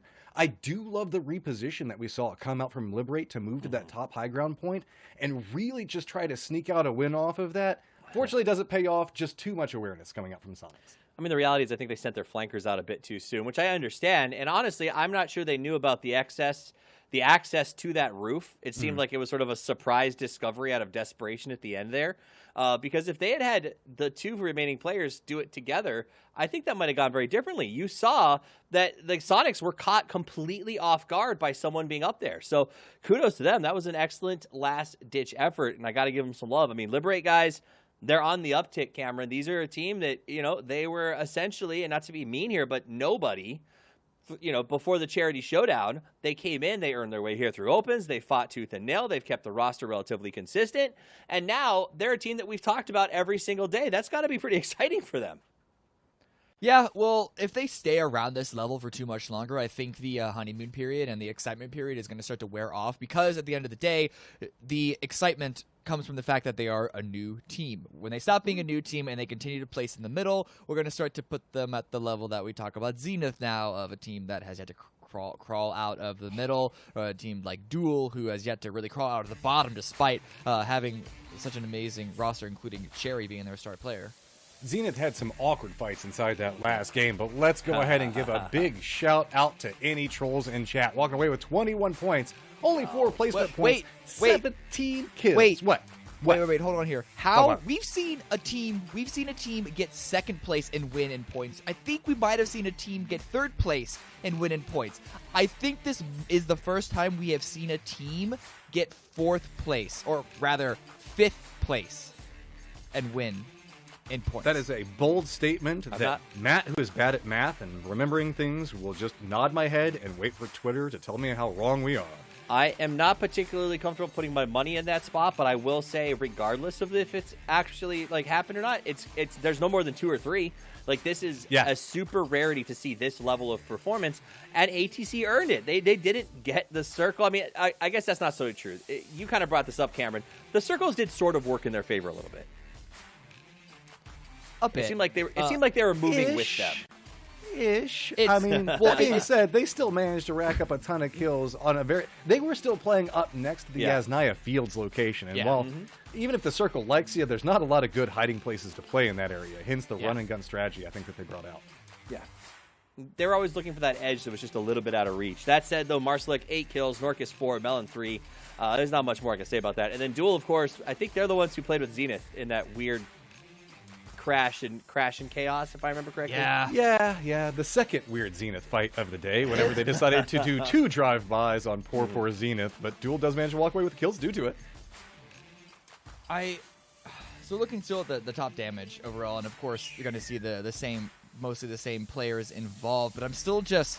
The kills outside of ATC were so even across that entire leaderboard, it almost looked more like a Miramar game. And the teams at the top, the reason why ATC won in overall points, because all the other teams at the top didn't get that many kills because it was so spread so evenly. It was so many trades across the board, and I don't really have an answer right now why in this particular game that is. Well, it was a trash can of an airplane. I think we can all admit that. Okay. And it was a very centralized circle. I think a lot of options for people sort of moving in and bumping up against each other because of the southern plain. So we saw a lot of teams sort of bouncing off of each other on their way towards that central location. Overall leaderboard, dominating. I would say dominating, but kicking butt at 72. Sonic's right behind him, but I think for me, Matt, the big shock is ATC, and third is exciting. I love this. I'm really coming around to the way that they're playing. I was joking with you guys beforehand is the fact that we're seeing 50% more aggression come out from NA Trolls in chat, but it wasn't that much because the NA Trolls in chat was never known as an aggressive team. That last game changed my mindset on it. I do have to point out the thing in the room that I know is drawing a lot of attention. Shoot's a kill. Are you going to play more than 1 game per day at this point, is my question to you. I don't know what's going on with them. Radiance has managed to rise back up. Sure, they're tied with them, but Radiance hasn't been having the best run of either. Whenever we keep talking about Fabled, NA Trolls in chat, Liberate, all outperforming Shoot to Kill and Radiance. Sure, don't forget, Oath and Sonics are at the top. But I think that's kind of a statement. Are we starting to see kind of a resurgence of new teams and new ways to play this that have an understanding of what's going on in North America? I'm still gonna say I'm still gonna hold on to the line. It's too early to call. And if you want to look at where they're currently standing, I think Radiants are having a much better day overall because remember they started in last place. SDK is the one that it's like they still haven't really showed up. The middle of the pack is still an all right position for the first week, but it is still very, very strange to see. I mean, I wonder if maybe they developed some bad habits in the group stages where they were allowed to sort of just stomp on people's faces and not have to worry too much about the sort of early game fights. Every time I see them fighting, Matt, it's against a top tier team. Fabled, for instance, they keep rotating and I keep seeing their first or second fight come up against teams in the bottom 5 of the leaderboard. SDK has not had that privilege. See, I'm not going to let you guys get away with that. Whenever Tig's at the top of the leaderboard, everybody sis boom baz. It's Marcelik's time to shine. He's up at the top of it. He's staying ahead of Tigleton. That is a statement in and of itself, and he's even getting competitive with him in damage. Sure, we're seeing a lot of Oath. We're still seeing Fabled stay up here. I love to see both of those. But seeing ATC now starting to have its own star performer showing up very consistently, I think is one of the reasons we're seeing so much success from ATC. You got to have that star, and that's really what it all comes down to. When you look at Fabled on the flip side, yes, they had Gregshot and Hexade step up, but until they stepped up yesterday, I was struggling finding a star player on the side of Fabled, and I think I would have struggled looking for a star player on the side of ATC. So Marcelik stepping up in the way that you are pointing out that he very much has, 100% has, it's a good thing for them to have. We've seen 3 teams in 3 games get 26 or more points in one match. Yeah. To put that in perspective, we talked about SDK and the teams in the middle who are struggling. SDK is 20 points out of hitting 3rd place. And you sort of, everyone in that area, based on what we've seen today, like you said, Cameron, it is definitely too soon to write people off. Because the reality is, in the past, I would say 16 kills in a game. Well, that's highly uncommon. But literally 3 in a row, it's just shattered all of my pretenses about what's happening in these lobbies. So I'm not going to write off anybody above 13th at this point, and maybe even let them go too, because one good game, which we've seen out of so many people, gets you right back in the top 5. It's wild. There's a lot of talk about any given Sunday. Well, it seems like any given Friday right now with the amount of teams that are getting some very much needed points. We still have a couple of teams that really need to pick up those points. We're not going to spend too much time on those, as I know the hopes and dreams of a whole bunch of coupons depend on a performance of a specific team. And the question now comes to me, though. Does that pressure we're starting to see... Do what? Sorry. I mean, does that pressure affect you is my question. Like, SDK... Last PCS1, I would say like 60-70% of people put their money on SDK. I guarantee you, I'm willing to bet 90+% of people in North America who bet on them put at least one coupon on SDK. I will say it's probably higher than that. So there is a pressure of like all of North America is expecting you to win. That's an order. Well, when you're under a lot of pressure, there's one duo you always want to lean towards, be it with the soul dustle tones that they've got. We're going to go ahead and give it to Poro and Hypoc to give us this last game of the day.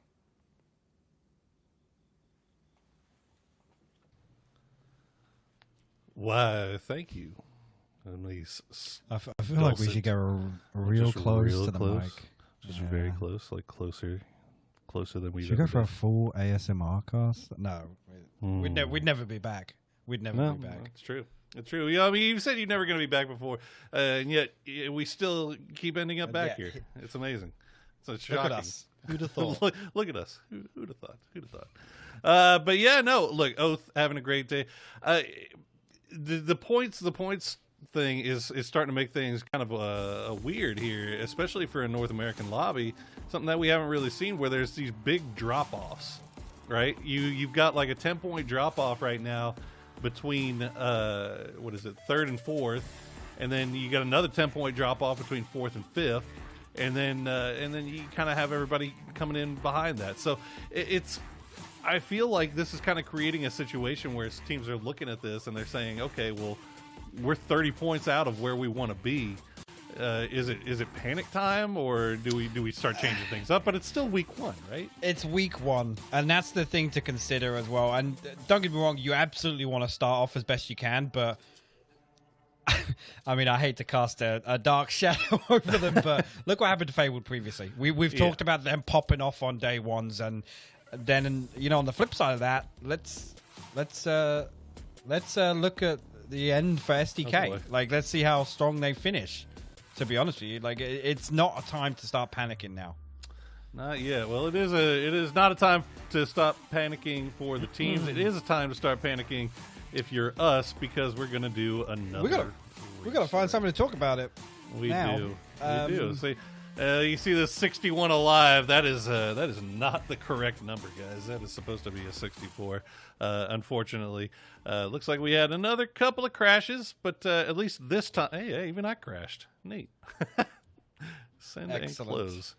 Sorry, you're not getting. I'm not sending the crash report, PUBG. Hopefully, you'll be okay with that decision on my part. But yeah, no, these big point gaps. I feel like as time goes on, especially if it's the same teams that keep kind of getting them, it's these big chunks, these massive chunks of points that are being picked up by teams repeatedly. It's not as the distribution, the point distribution isn't as equal as we normally see it. What do you think the reasoning behind that is?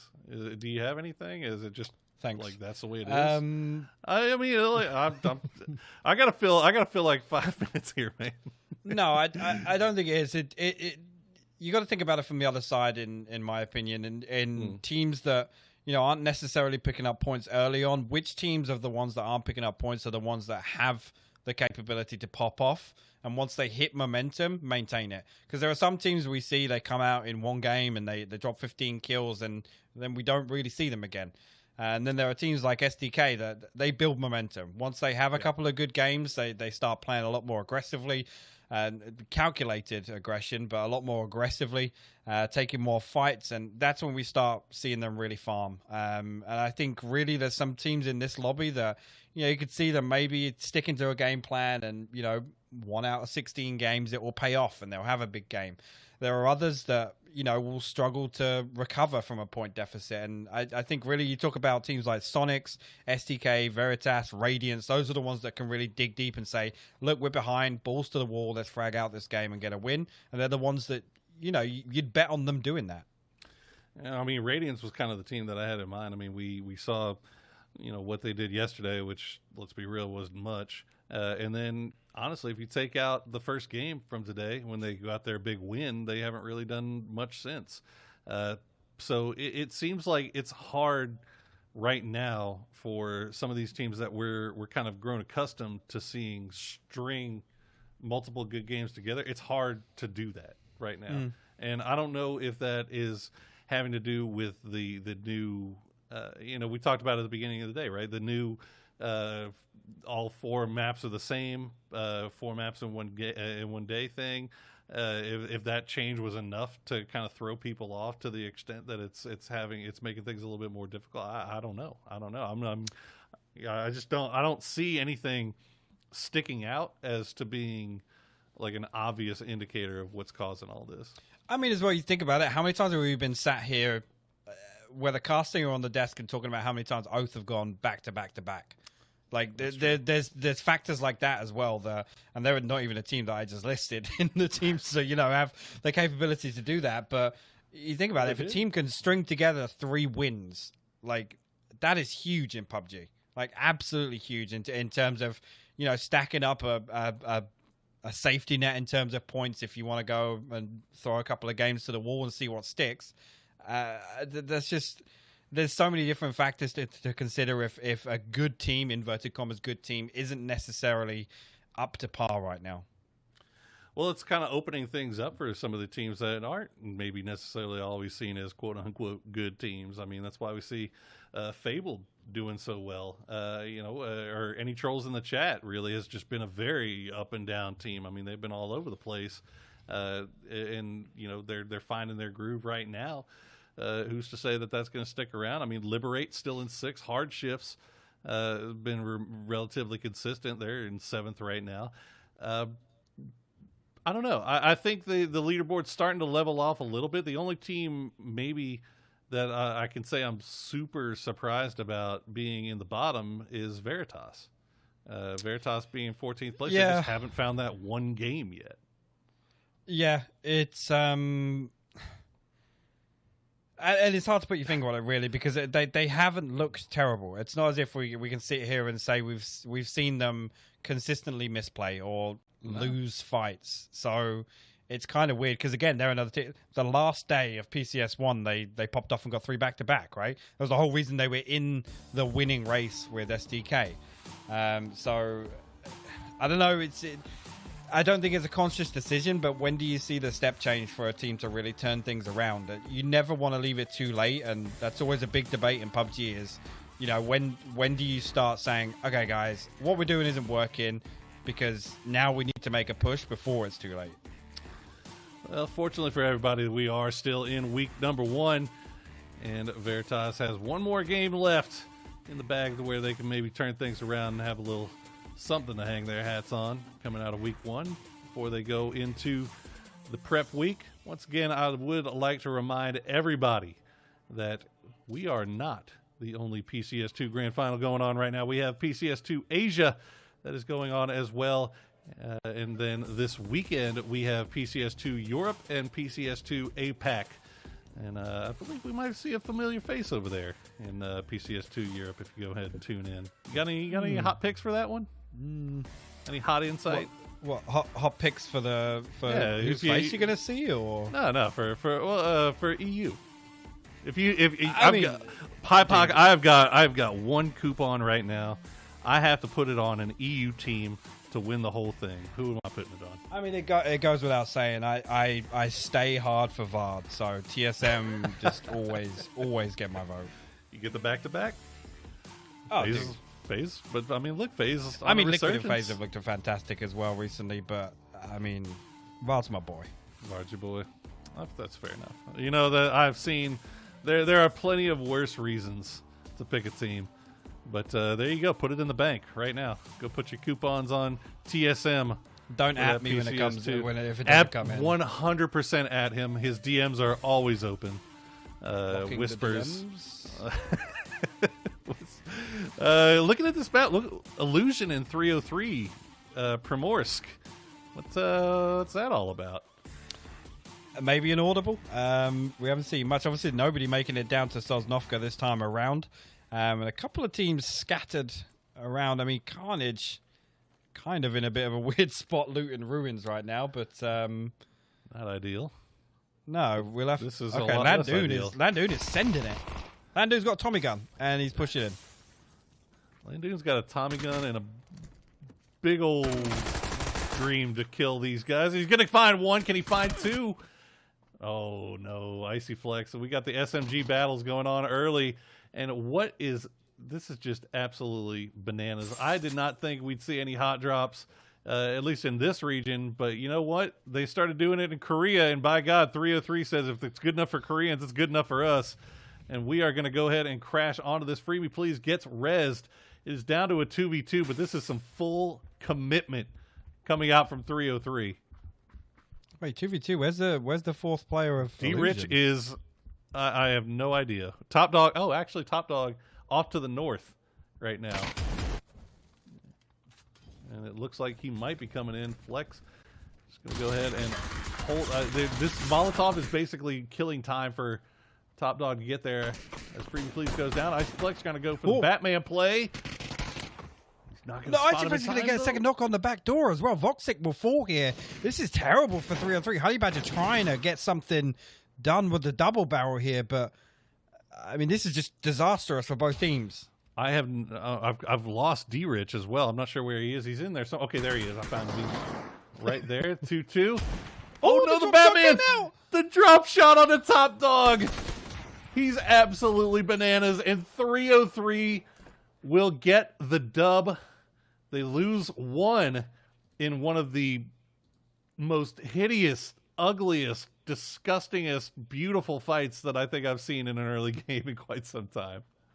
Yeah, that was messy. It was messy, but we're always down. We're always down for the scrap part. We're always down for it. Always down for the early game scrap, and these boys definitely delivering here as we check in on STK doing their looting up in South George rather. They do have company off in North George in the form of ATC as is usual. haven't seen, outside of game one, haven't seen STK and ATC really get into it just yet. But I think it's really just always, it's got to always be in the back of ATC's mind, right?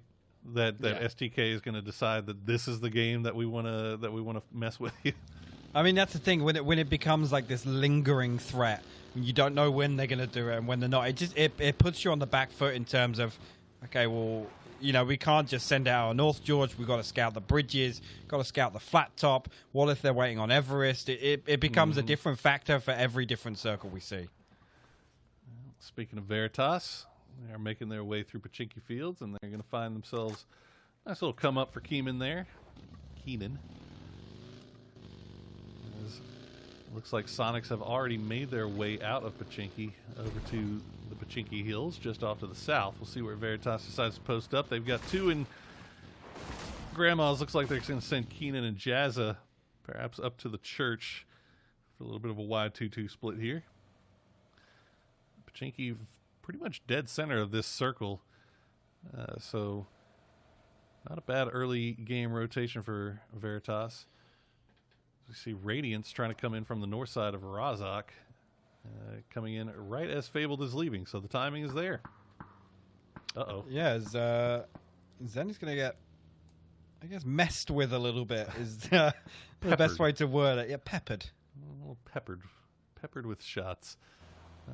Add it and Simply Matt, and where is Zenith going to go from here? It's, you know, you'd think you just got shot at a whole bunch. You'd maybe want to beeline it on out of there, but they're just kind of hovering for the time being, it seems. Though it looks like Liberate maybe have reformed, and both of these two are going to go on their separate ways. We did see in the kill feed there, Duel, Wooly picking up a down and a flush onto Dodge. And it looks like Dodge may be coming back here to see if they can maybe harass Duel on the cliffside.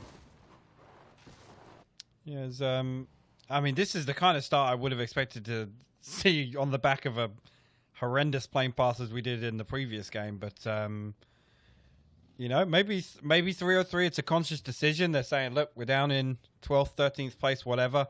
Let's try and pick up a couple of early points and make things a bit easier for ourselves. But again, what we were just talking about whilst we were filling for 187 minutes, it's something that, you know, I respect teams that actively say, look, guys, we got to dig deep. We got to find something because it ain't working for us. Yeah, and I think it kind of goes to show also the knowledge that 303 has of, you know, I mean, obviously it's very basic, simple entry-level knowledge, but the fact that Illusion would drop in Primorsk right there and 303 just taking advantage of that, saying, you know what, let's just go for it and see what happens. Hey, do your homework and it pays off. There you go. There you go. They got 4 kills for themselves. They got Primorsk all to themselves. They're still looting up around there. Meanwhile, Liberate is going to make the moves. They're going to pass right by Dodge. And once again, peppering. They're going to be the pepperies this time instead of the pepperonis. Also going to get peppered a little bit by Yaxley here. Nobody worse for the wear just yet, but that is definitely a little bit spooky going through all that. Check in on a Hardship. Oh shoot, no, Addit is going to get spotted out, so that is 1 down for Liberate. They lose 1 in the process. Hard shifts. Pretty much where you'd expect hard shifts to be.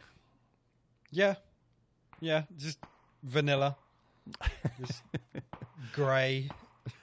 Well, I mean, look, this circle is remarkably beige. All right, like everybody knows exactly, and that's kind of what's gonna make this game a little bit more interesting.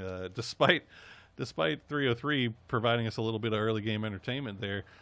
This is one of those circles where pretty much everybody knows where they're going to be, and they know where everybody else is going to be as well. Yeah, it's one of those rehearsed circles where, you know, it's happened so many times in scrims that I mean, you know, historically, you think back, it's like, okay, we know where Tempo's going, we know where, you know, SDK are going to go, and these are the ones where there's very, very little room for kind of, I guess, diversity. But you know, now with, you know, NA PUBG in 2020, there are a lot of variables now with all these new teams. And absolutely, what we were just talking about, everybody is in the center of the circle. There's no real overlap. Everybody's kind of spaced.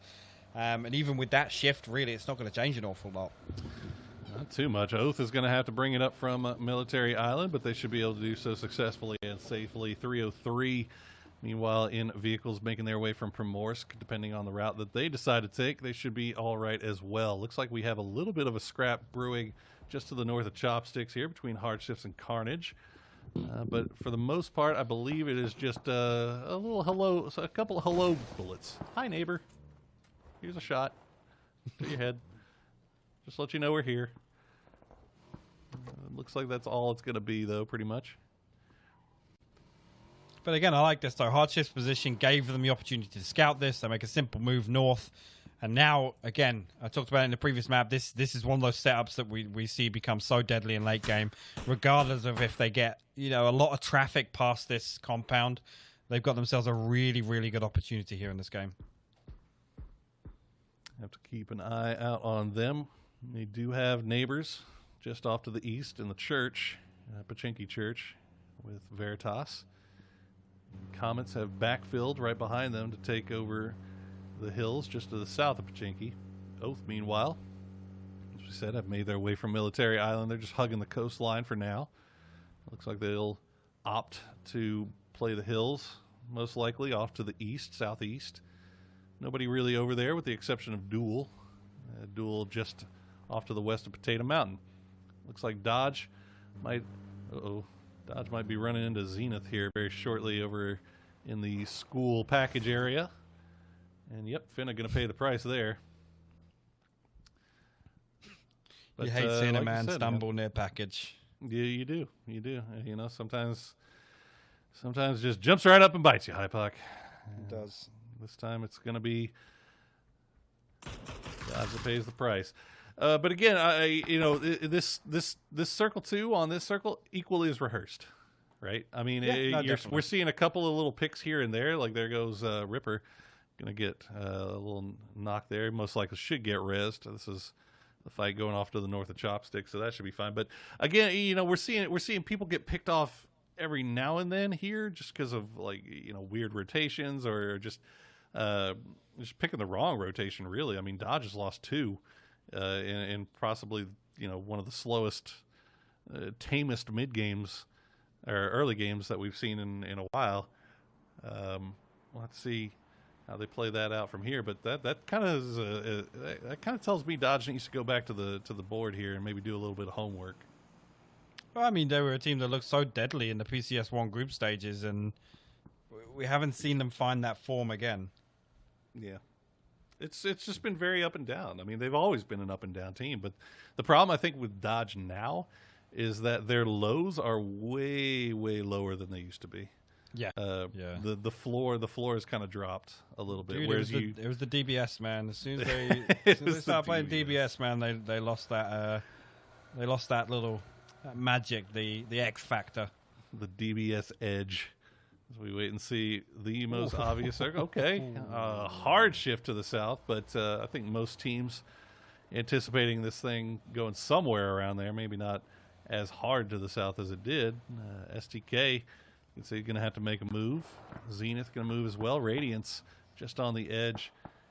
But the problem now is that there's a lot of teams that are already in the circle, and we've got a lot of teams that are just on the outside or that are having to make their way through, and not a lot of really strong positions here. So I imagine we're going to see maybe some mid-game fighting here break out soon.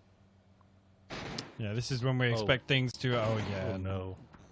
Maluk, I guess, looking for a secondary option. We know they had the compound over to the west, and he's going to lose his life for it, unfortunately, but... The notorious thing about Pachinki Red, this building here, is it's so difficult to hold onto your vehicles. And ATC have kind of got all 4 stacked up here now, so hopefully it's not going to be their demise. Well, they do have, I mean, most likely vehicles are going to be taken out. Now, the one thing they do have going for them is there's nobody off to the hills just to their east. You can see Duel still on the move as well, and they might be running into 303 here shortly. You can see it just through the scope of Yaxley. Wooly, I think, bringing up the rear for once, as we can see the rest of his team slowly dying in the kill feed here as they managed to crash right on top of 303. Voxic has gone down. Honey Badger still up, and you got a nice little angle coming out from D. Rich as 303.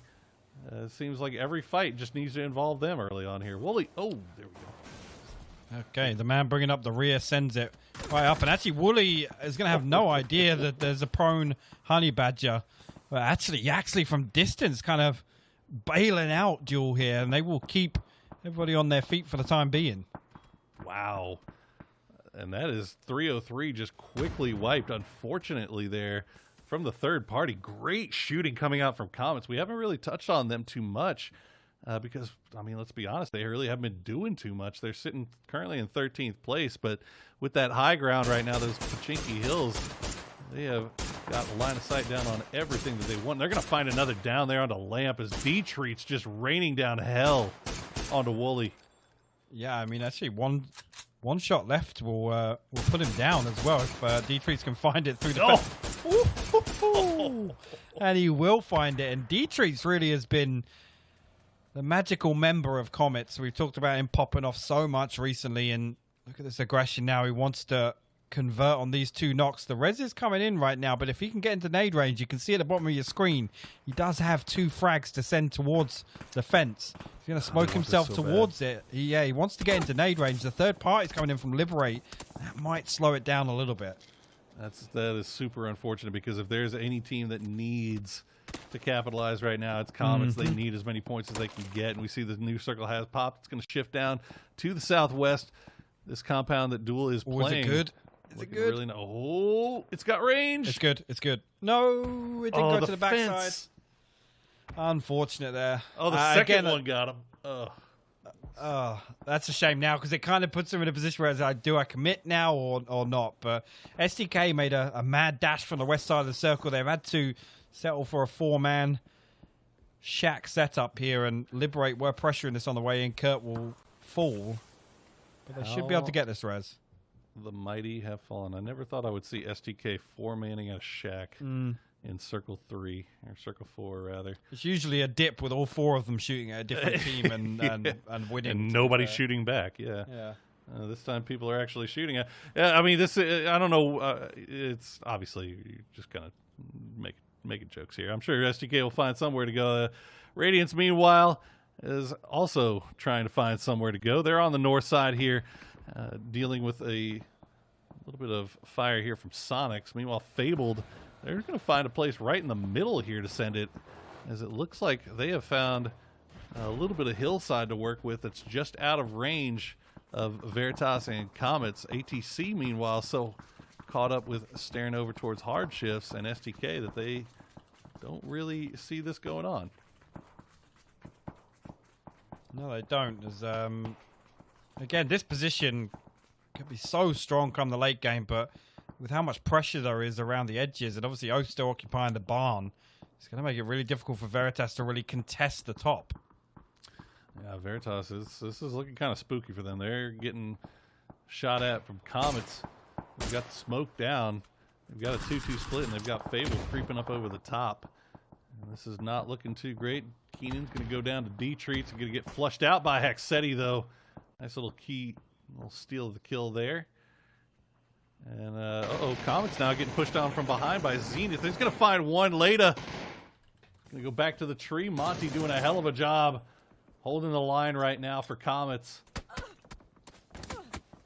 And now Comets have to put their attention, I would believe, back here towards the west. Yaxley is already down, but here come the grenades. And keep an eye on Mystery. That low flank might be good. But look at Oath. Hypoc, look at Oath. They're coming in from the north side. Nobody sees them.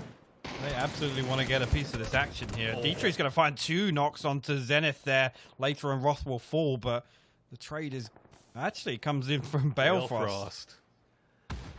Oath coming in at the exact right time to finish the dinner plates of both of these teams. Meanwhile, Radiance tried to make a crash onto Fabled, and they are paying the ultimate price here. Although it's down to Waldo. If Waldo can pull something off here, McCoy and Los are very, very low. Can they go for the heal here? Can they go for the res? He's going to go for McCoy. Los, I believe, is on his first bleed, so he should be able to get both of these off, I think. Well, Oath, we're back to them. See how they decide to push on to Zenith.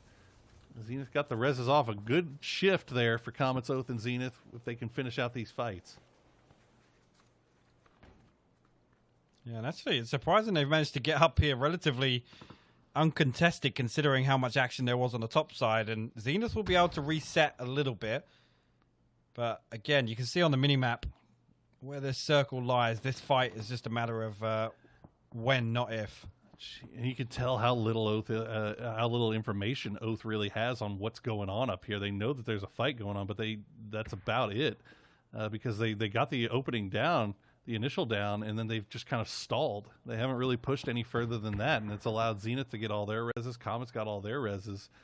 Looks like Radiance will get theirs, and now Zenith actually being the aggressor, they're going to push on to Oath. Reload will go down. Balefrost staying just out of line of sight. He's going to throw the Molotovs down to prevent the push.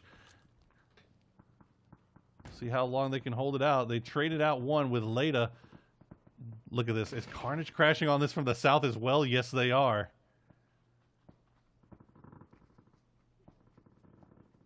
And they're going to pull off. Okay. What a nice little fight there. I mean, just feeling each other out, I guess. Yeah, I guess. Opting to coexist. Yeah, trading a knock from side to side, and let's see. We'll see Zenith. Oh, Carnage is getting just pulled apart here by a combination of Zenith and Comets. Oath looked like for a second there we're considering maybe going back for the third party, but you know, they're just being very cautious, I guess. I don't know. You know, it's not a play that you would expect to see from a team that's sitting in first place with 73 points. No, it's not. But maybe as well, you know, it's a little bit of damage control. And maybe, you know, Pat Caps is now the voice of reason for that roster.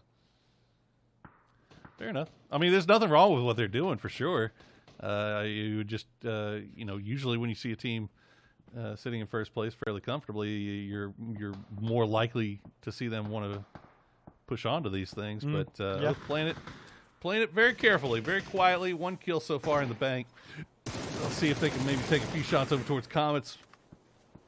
Not going to find anything, but Bale just pull back down, and they're just completely comfortable working the north side of this hill. Yeah, and no res still coming out just yet for Pat Caps. I think the blue is just chasing him ever so slowly. Slowly chasing him, yeah. Very slow. We'll see where the next circle goes. Veritas looking pretty nice.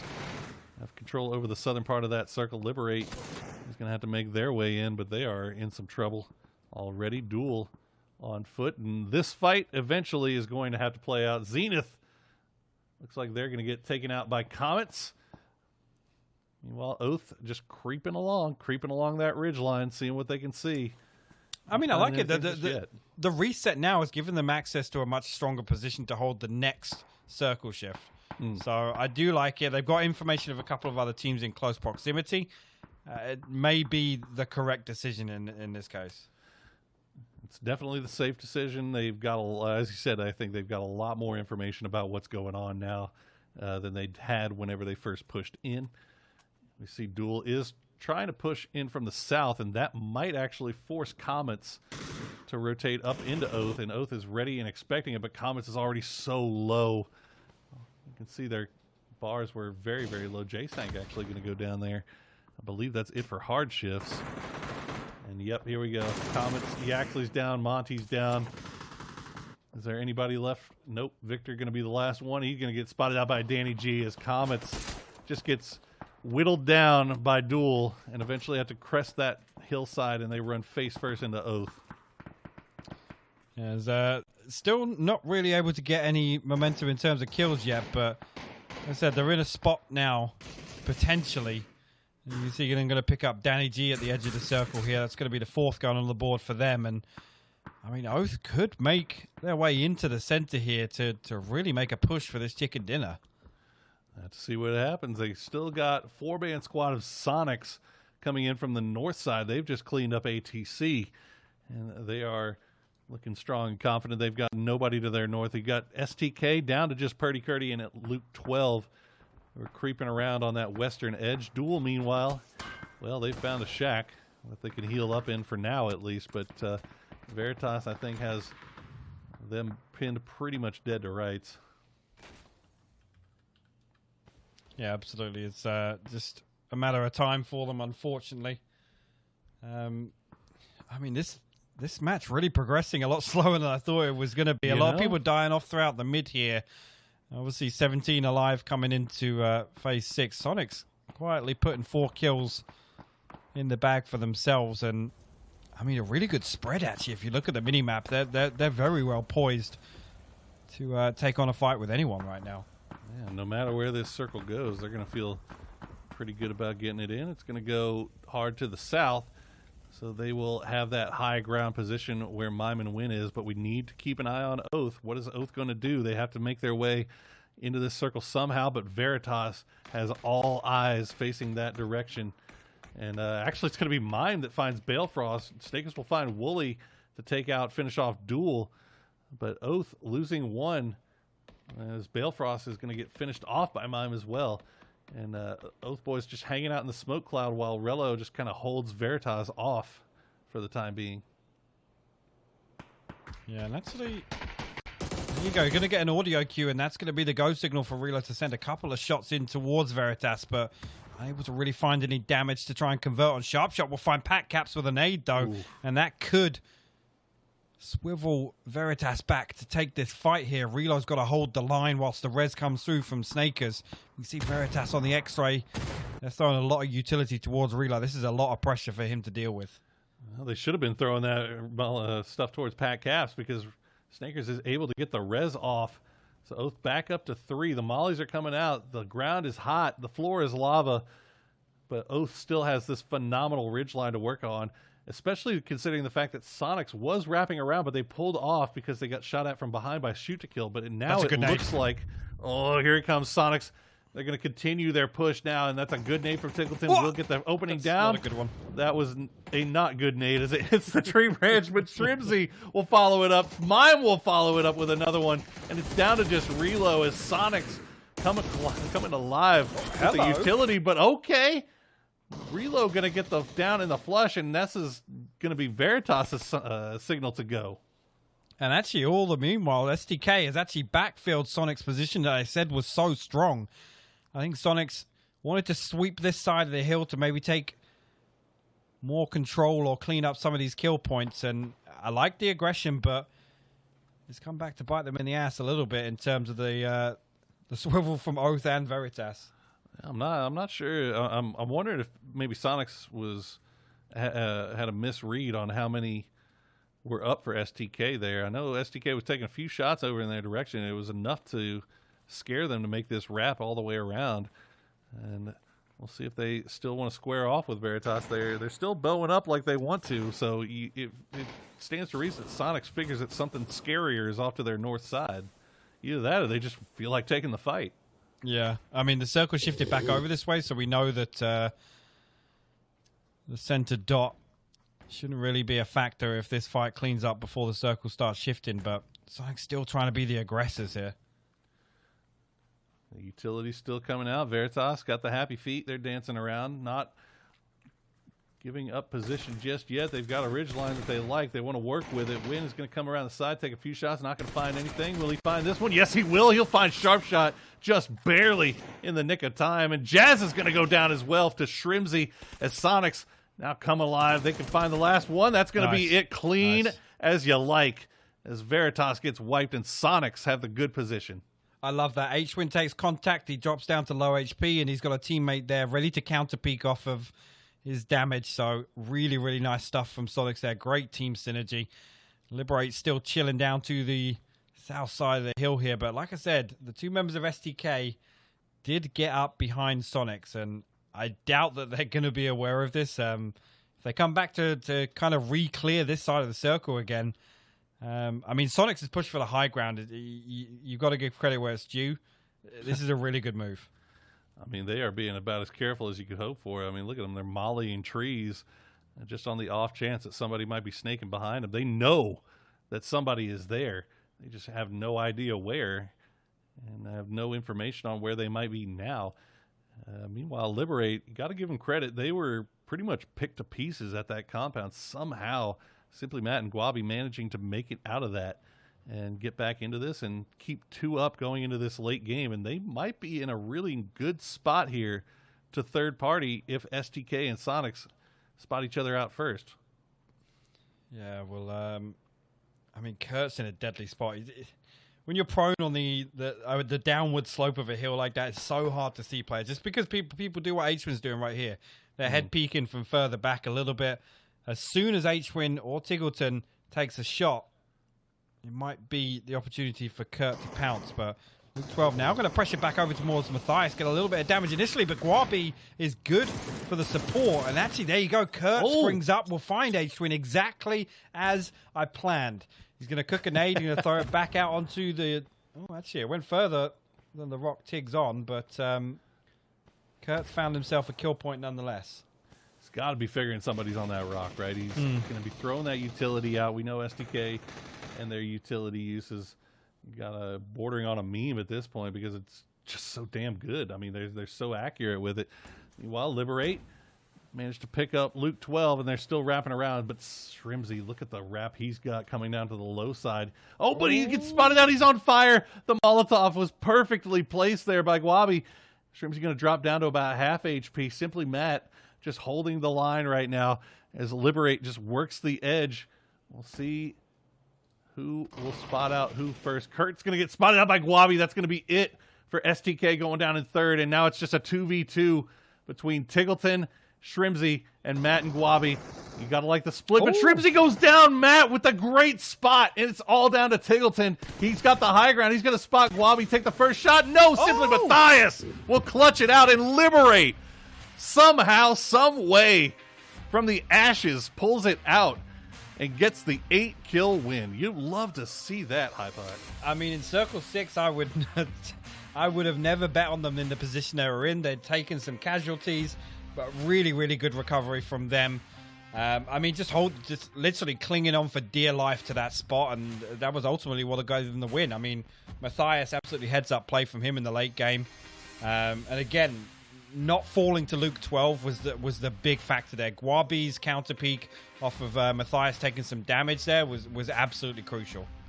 Absolutely. I mean, winning the fight against Luke 12, and then again having the good eyesight, the foresight to expect the flank to come out from Shrimsy and spotting him out first before he was able to take advantage of anything. So really, really smart heads-up play from Liberate. And I mean, like you said, Circle 6, it was looking like they were dead. I mean, they were pushing out of a compound. I looked over. There was 2 down as the circle was pushing in, and somehow they managed to clutch it out, keep 2 alive. And God, we've been singing this guy's praises for the entire phase, really. But Simply Matthias really clutching it out there at the end in a big way. You love to see it. Absolutely love to see it for the man. He's one of the nicest guys in the North American PUBG community, and it's fantastic to see him really deliver at this level in competitive. Everybody else W keys their way into heart, but Simply Matthias, he spacebar keys his way into your heart. But guys, that's going to do it for us. Let's throw it back to the analyst desk to close things out for the day.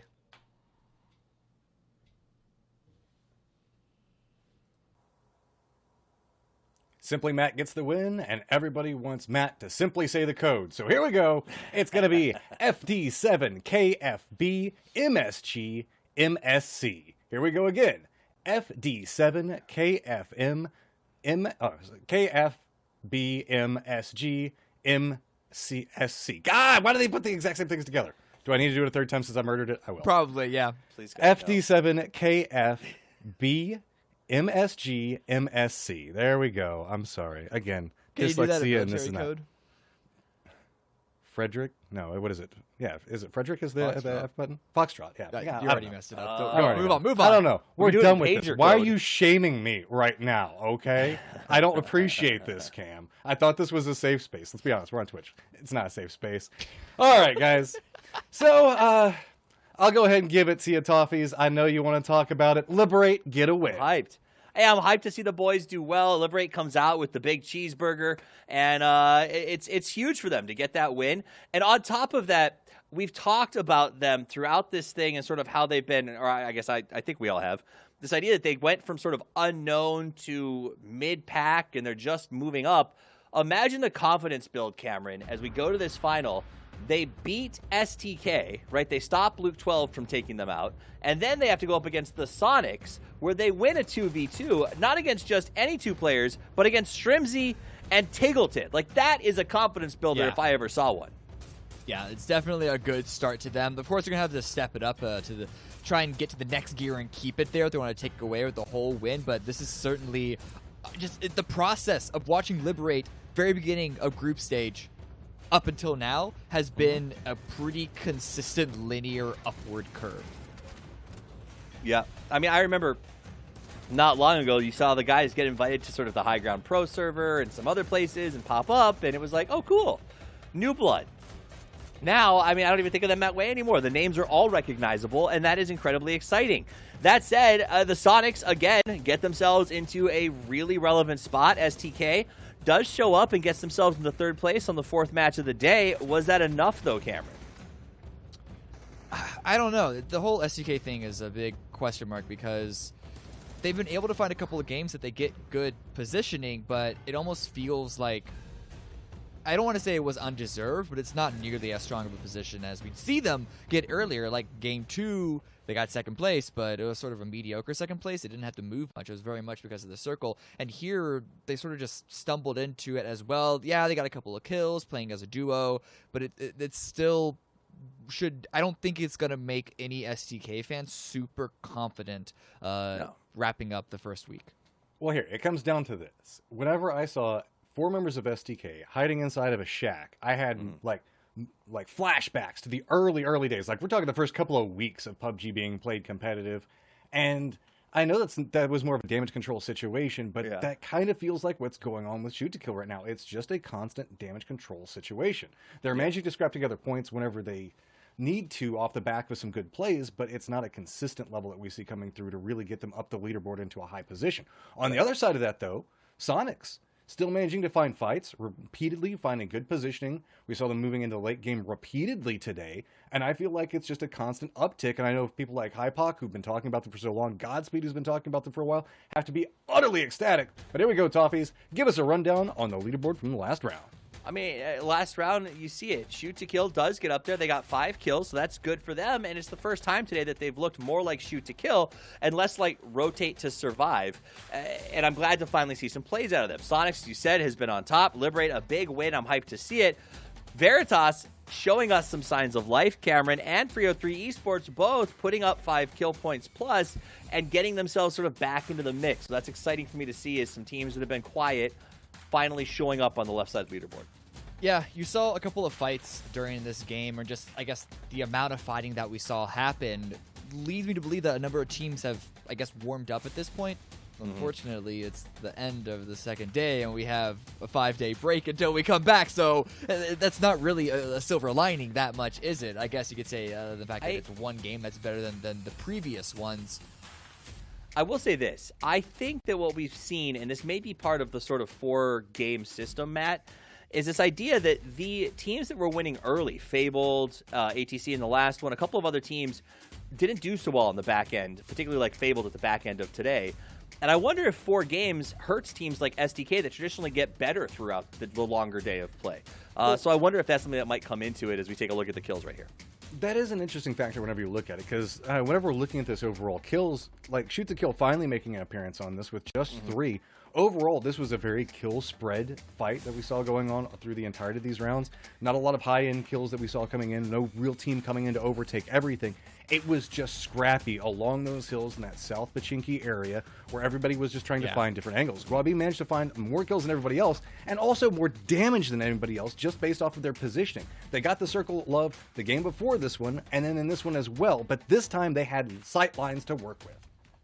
Yeah, that's the real saving grace for them. Hybuck even said that he wouldn't have clocked them for the winner, looking around the mid-game-ish area, but because of those sight lines, because they're able to just dish out so much damage, they were able to find those openings that they needed in order to take this win. And really make sure that we continue to talk about them. I mean, at the end of the day, they rolled their sleeves up. They got some work done. And for the first time since I saw them join the scene this weekend, I've seen them not show fear. I've seen them play like they believe they're the best players in the lobby, and you can see that reflected in the leaderboard as they move up to 4th place.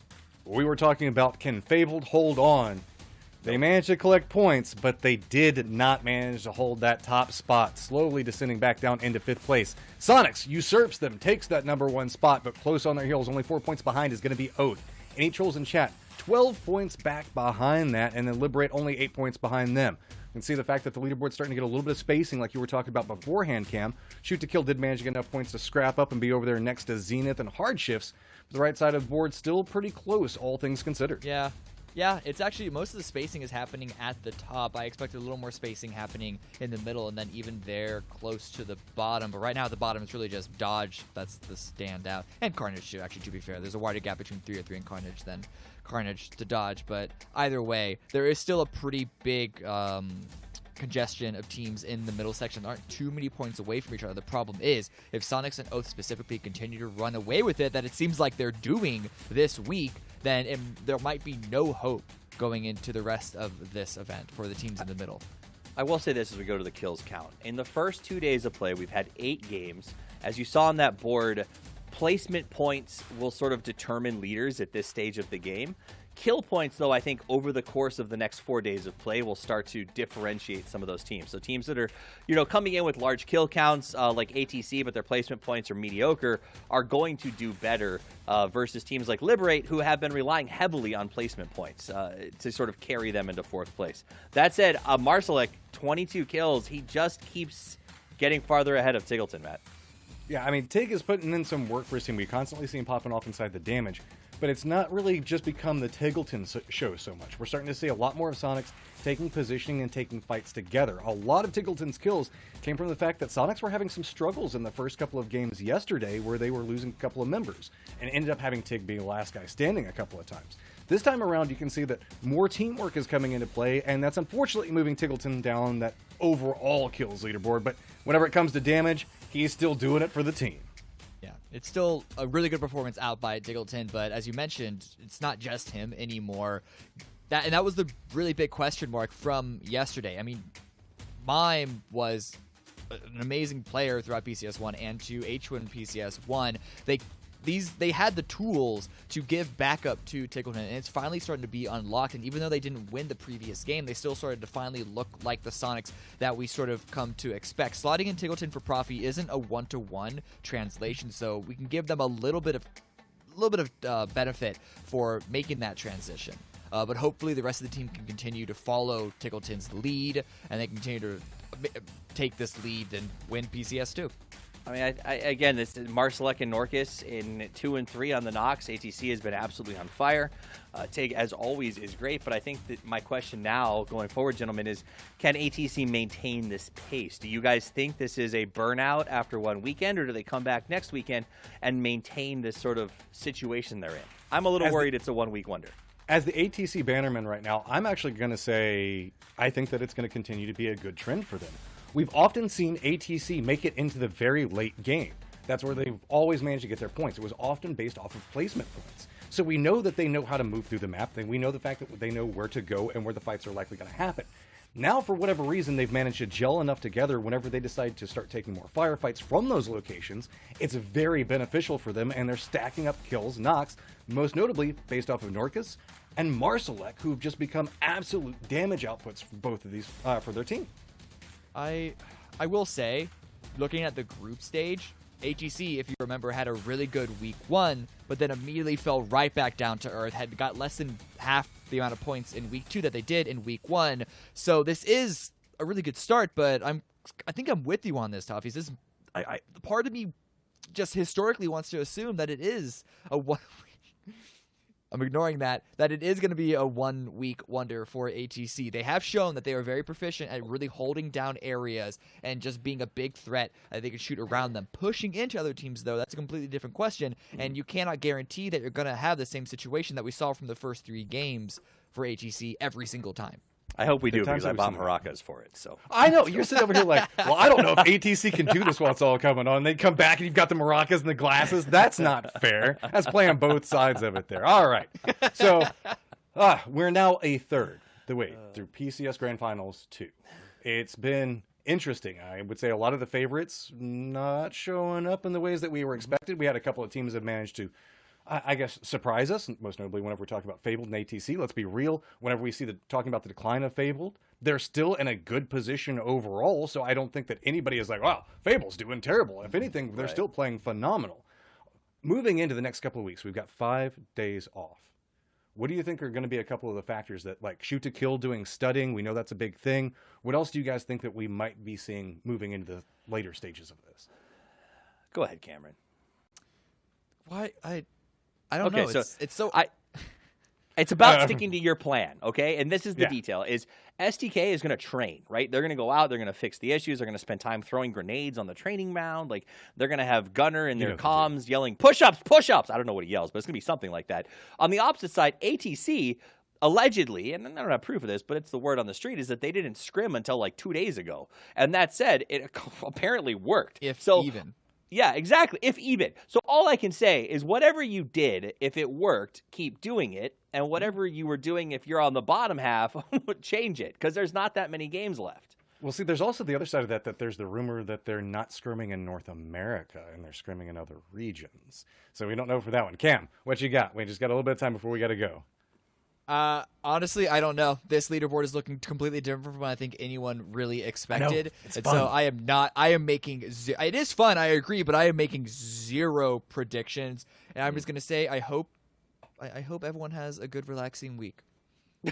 That's my Nice, statement. sweet. Closing thoughts. Nice, relaxing time. Make sure you guys get in some PUBG. But if you've been enjoying all the action, and remember, you can still get more esports points by watching all of the events. It's not just North America. We've got several other things that are going to be happening while we've got 5 days before we come in.